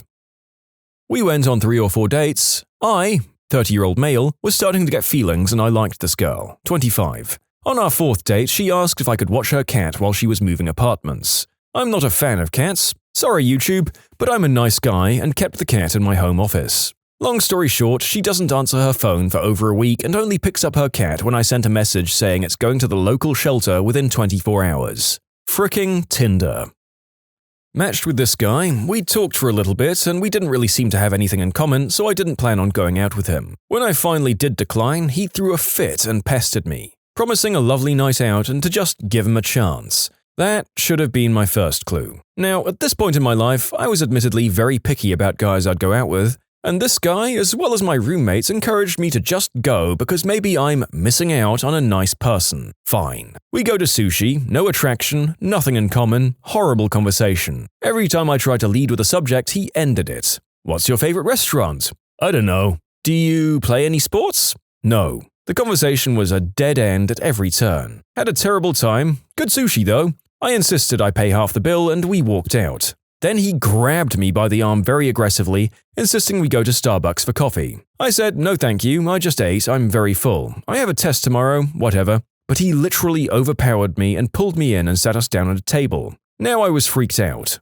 We sat awkwardly, silently. I asked, "Are you getting coffee or?" He smiled and said, "No, I don't want any." I said, "Okay, so why are we here?" And he slipped his hand between my thighs and credit carded me under the table. I was mortified and moved away. I said, "I'm going home now." I thank God I drove separately. As I got to my car, he asked, "So when can we go out again?" I almost laughed at him, but I was polite because I'm a huge wuss. I said, "Well, you're very nice." Lie. "But we don't have much in common, and I don't really feel the chemistry, but thanks for showing me the new sushi restaurant." "You're a fricking C-word. You're just the same as all women. I thought you were different, you dumb bimbo piece of crap." F you. I got in my car and left. When I got home, I had many texts from him and his roommate. From date guy, I got a lot of frick you, and from the roommate, I got a few angry and concerned ones like, my roommate came home really upset and teed off. What the frick did you do to him? You're a B-word. I literally had no idea people could be like that. It really soured my Tinder experience, but I had fun laughing at the texts with my roommates. We went on 3 dates. The next time she asked to see me, I told her I was visiting family and wouldn't be available until the following weekend. In that moment, she freaked out and sent me a 7-page-long text about how I destroyed what could have been a perfect relationship and that she wanted to marry me still if I would just put her first. She then left me a voicemail of her singing You've Got It Bad by Usher while crying and saying she loved me over and over. 2 days later, she sent me pictures of her burning a bucket list she had made for us. Kinda glad I got out of that one unscathed. Recently met this guy on Tinder and have been on 3 dates with him. First date went really well until his car got towed. Second date, we went to his place, got drunk and banged, ended up with protection stuck inside me, and proceeded to freak the frick out and had to go to ER. Third date, he got me high for the first time, got me way too high, freaked out again, and started pinching his chest really hard and speaking Thai. He added me on Facebook after that. 8 out of 10 would go on date again. I genuinely can't tell if this person is being sarcastic with the rating or not. It sounds like you guys had fun together, even if all 3 dates got weird on some level. I wonder if these two went on any more dates and what levels of destruction were unleashed. Were you able to speak Thai before getting high? I want to know too. I'd like to learn Thai and this sounds like the easiest way. I once went on a date with a woman who claimed she hadn't smoked green herb since like the 8th grade because once she started getting into white snow, what was the point? But now she was smoking to help with the nausea because her shrinks put her on lithium. It was a lot of info for the third sentence of a date. I met a girl on Tinder. I think I won her over with my jokes about loving dirty socks and old Greg. We talk for a while and finally decide to go to a lake. We both love nature. We go, meet, hug, and sit down on a blanket by the lake. We talk for a bit. About 10 minutes later, I hear a splat. She looks down and laughs. I look down at her leg. There, sitting on her right leg, is a big white, pebbly bird crap.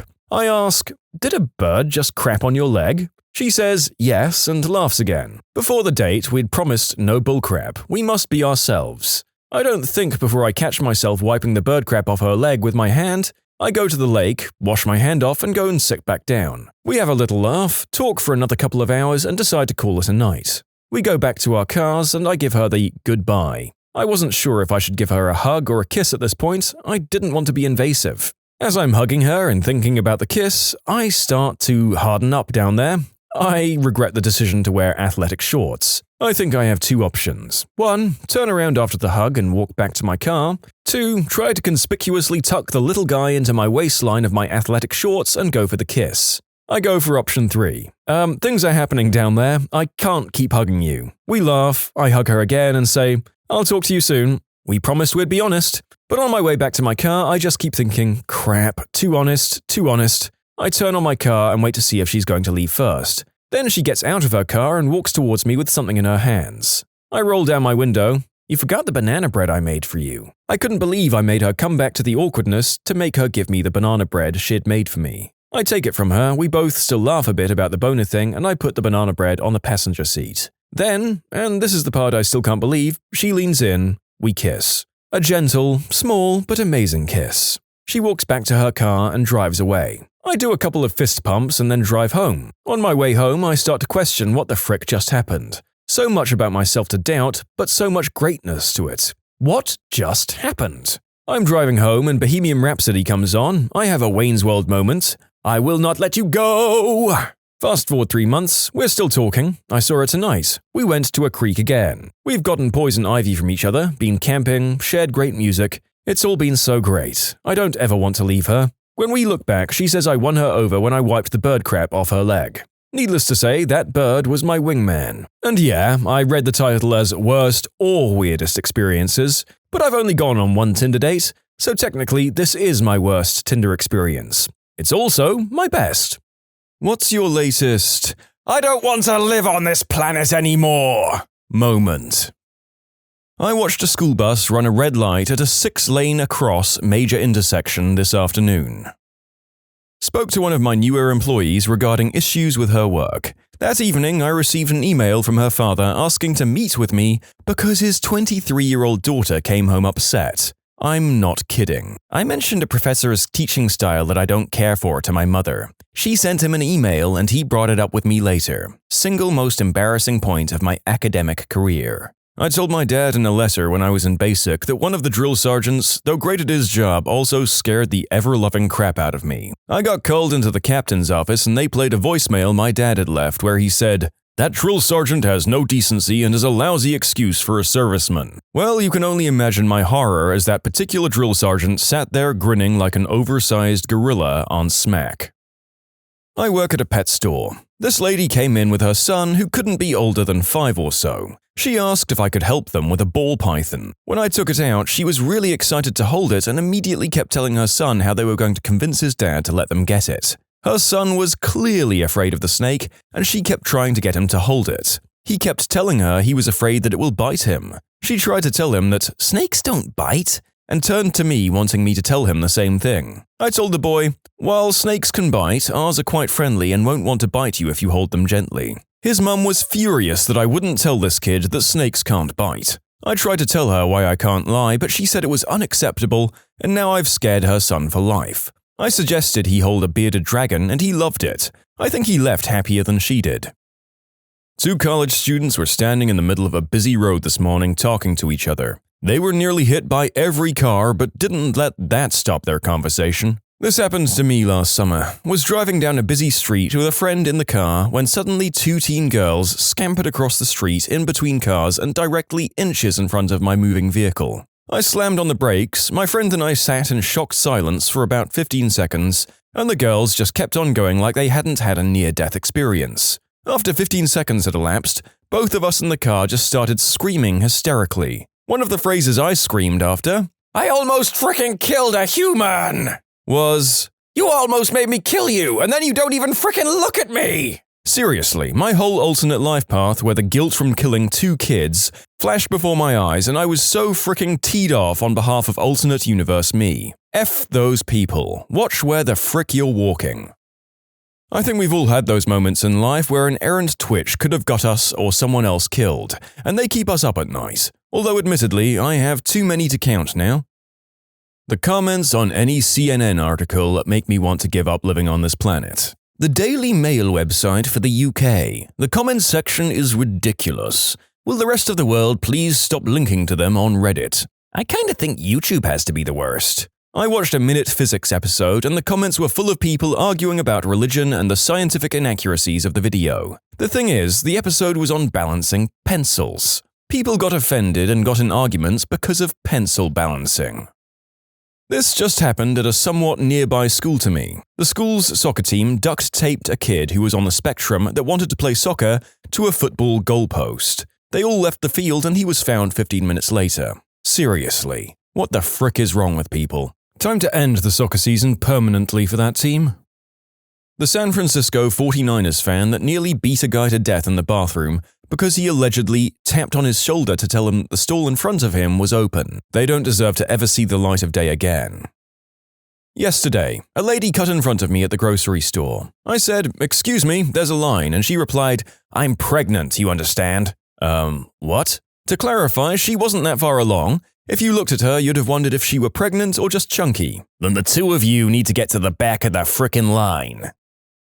I was recently on a megabus from DC to New York, and a family with several young children was trying to find the last untaken seats. There was clearly a seat open, but when they asked the girl, she was like, "Sorry, I want to leave the seat open so I can sleep." The family was like, no, that's not how it works. They had to get the bus driver and bring him to the back. The lady said the same thing to the bus driver, and the bus driver was like, no, that's not how this works. So the kid ended up sitting next to this girl. How did she think this was going to slide?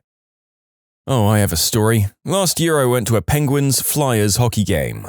If you aren't aware, it's one of the biggest rivalries in all of hockey. I'm a Penguins fan and the game was in Philadelphia. The game was going great and the Penguins took the lead and I was the only one cheering in my section. Some Flyers fans looked at me weird after that. Well, the game was over, Penguins win and I'm going to the bathroom. The guys who were sitting in my section followed me in and they each punched me after getting my attention. Some other fans saw and called the police on them. There were 3 of them. I had a bloody lip and bruised left cheek. Oh, and the best part? I was only 17. I was out for a motorcycle ride yesterday. I stopped at the spot off the main road to stretch my legs a bit. Noticed in the bushes that there were bags and bags of garbage all dumped in one spot. Not like a McDonald's bag that someone casually threw out their window, more like someone loaded up what could possibly be months' worth of household garbage and dumped them in the woods. People like that? Frick them. Some comments here have inspired me. I babysat 2 boys, 3 and 5 years old, and a girl, 2 years old, for a single mother this summer. The mother has no job. The mother has no income. I babysit, but I don't actually know what it's accomplishing while she's out most of the time. She lives in her parents' house, but they work full-time jobs, and is also on WIC vouchers. The government pays for her to get food for the kids. She doesn't have a skill that she practices, nor does she maintain any semblance of physical fitness. Her children are kept in a room starting anywhere from 9 p.m. if they make her mad, to midnight, and they're not allowed to exit the room until the mother wakes in the morning. The catch? The mother uses Facebook or Netflix until 3, 4, or 5 a.m. each night. She sleeps until at least 11 a.m. every day unless the children have an appointment in the morning. I want to confirm that this is sometimes over 12 consecutive hours of confinement that occurs more often than not. They're allowed to use the bathroom as long as they return to the room when they're done. I don't know what to do, so I take the kids on walks. They are ecstatic just walking down the sidewalk for a few blocks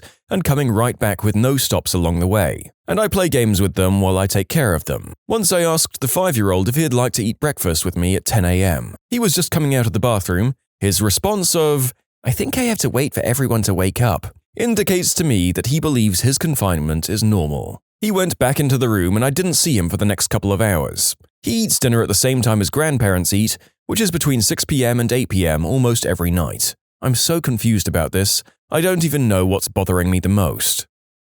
Went hiking this weekend in Rocky Mountain National Park. A lot of things about people there annoy me. The list includes feeding wildlife cheese puffs, walking on the tundra that multiple signs clearly say to keep off, initials carved into aspen trees, and stopping their cars in the middle of the road on the peak of a mountain. That kind of thing makes me so angry. I once saw a guy offer an ostrich a lit cigar at the zoo after already feeding it chips, so the ostrich obviously thought that the cigarette was food too.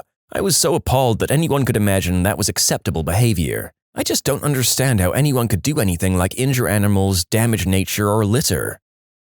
I saw someone post an article on Facebook about how Ebola was Obama's revenge against white people for slavery, and all of these people commenting, "Oh my god, it makes sense." A disease outbreak in Africa which is killing African people is a revenge against white people, and Obama made it happen. I think my brain is bleeding from the amount of stupid there.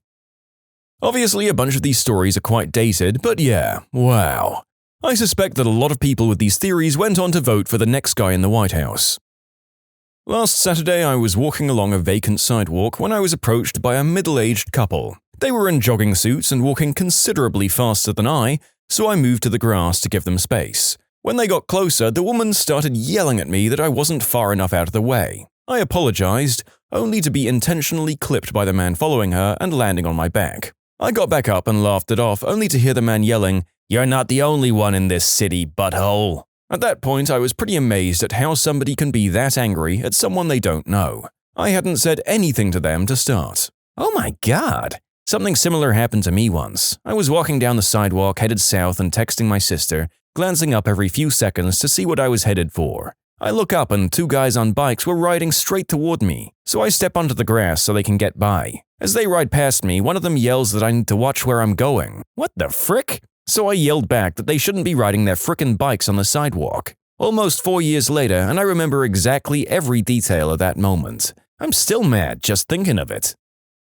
So I live near a family that's just horrible. They locked their young son outside their house because he's annoying as frick and they're horrible parents. I'm walking outside and he's in their open garage. He has a bottle in his hands. I get closer. He's about to spray weed killer in his mouth. He does it before I rush in. I pound the door with the kid under my arm. The mum gives me a what the frick look and I scream about her kid eating poison. She rushes to the car and they drive off. I saw some guy trying to grab a duck at my local zoo. He's throwing it food and when it came near, he tried to grab it, This happened several times before I told him to stop. His friend immediately butts in and asks why I'm being such a butthole. Apparently me telling the guy he shouldn't grab the duck is the greater offense than actually trying to grab the duck. Fortunately, my wife pulled me away. Probably the best thing since I'd already stopped him from continuing his attempted duck molestation, and we were already close to a physical confrontation. Some buttholes broke into the zoo earlier this week and stole a flamingo. By the time someone found the flamingo, it was so severely injured that it had to be euthanized. I freaking hate people. You can submit your own stories to be featured here on the channel. The story submission link is in the description below. And if you want to listen to some vibey music in the background, check out easymode, also linked below, and subscribe. I got shoulder checked by a C-word in a suit, walking down with his two mates 3 abreast down the pavement. I was walking slowly down the inside, left-hand side of the pavement. We drive on the left in Australia, so I was following the road rules. Left lane is the slow lane. That was nasty, but why was I walking slowly? 8 months preggers. Bump like a beach ball. Mr. C-word in a suit didn't think I was far enough out of his way. I cried out when he hit me, and one of his mates turned around and got a shocked look on his face when he saw his scumbag friend has just shoulder-charged a preggers woman. But he didn't stop. Luckily, I was outside a little shop, and the Vietnamese lady running it came racing out just as I fell over crying. She gave me a cold water and had me sit down until I calmed down a bit. What a fricking tunt that bloke was. I just know karma's gonna bite him in the tush big time. No one that crappy gets far in life. Reading YouTube comments. I think there's a general rule not to read the comments on YouTube unless you want to feel like punching something. You should try Yahoo. You'll be mad and confused. Last week, a man in a car in front of me threw a full-sized Pringles can out of his window and almost hit my car. First of all, how lazy do you have to be to fricking litter? Second of all, why would you be eating a full-sized can of Pringles while driving? Once you pop. My husband eats a full-sized can of Pringles every time we drive somewhere more than an hour away. I try to get him to eat the snack size, but no dice. 'Cause he's a real man. Well, not if his hand fits inside a Pringles can. I had that moment when I learned how people actually spend thousands of dollars and get all territorial in Second Life. Apparently, some people take this crap seriously. Wait. Second Life is still on? You should see the crap that happens in EVE Online. People have gone as far as physically cutting opponents' power lines and sending working girls to high-ranking fleet members as a bribe. This isn't recent, but this is what happened when I first experienced how society is. I was 10 or 11 years old and I'd just come home from playing soccer with a kid from our neighborhood. Before I can walk inside the door, my grandma stopped me and told me that I have to take a shower and do a small puja before walking in because the kid I was playing with was son of the family who makes a living by cleaning houses. My grandma was treating them as untouchables. Made me realize how illogical she is.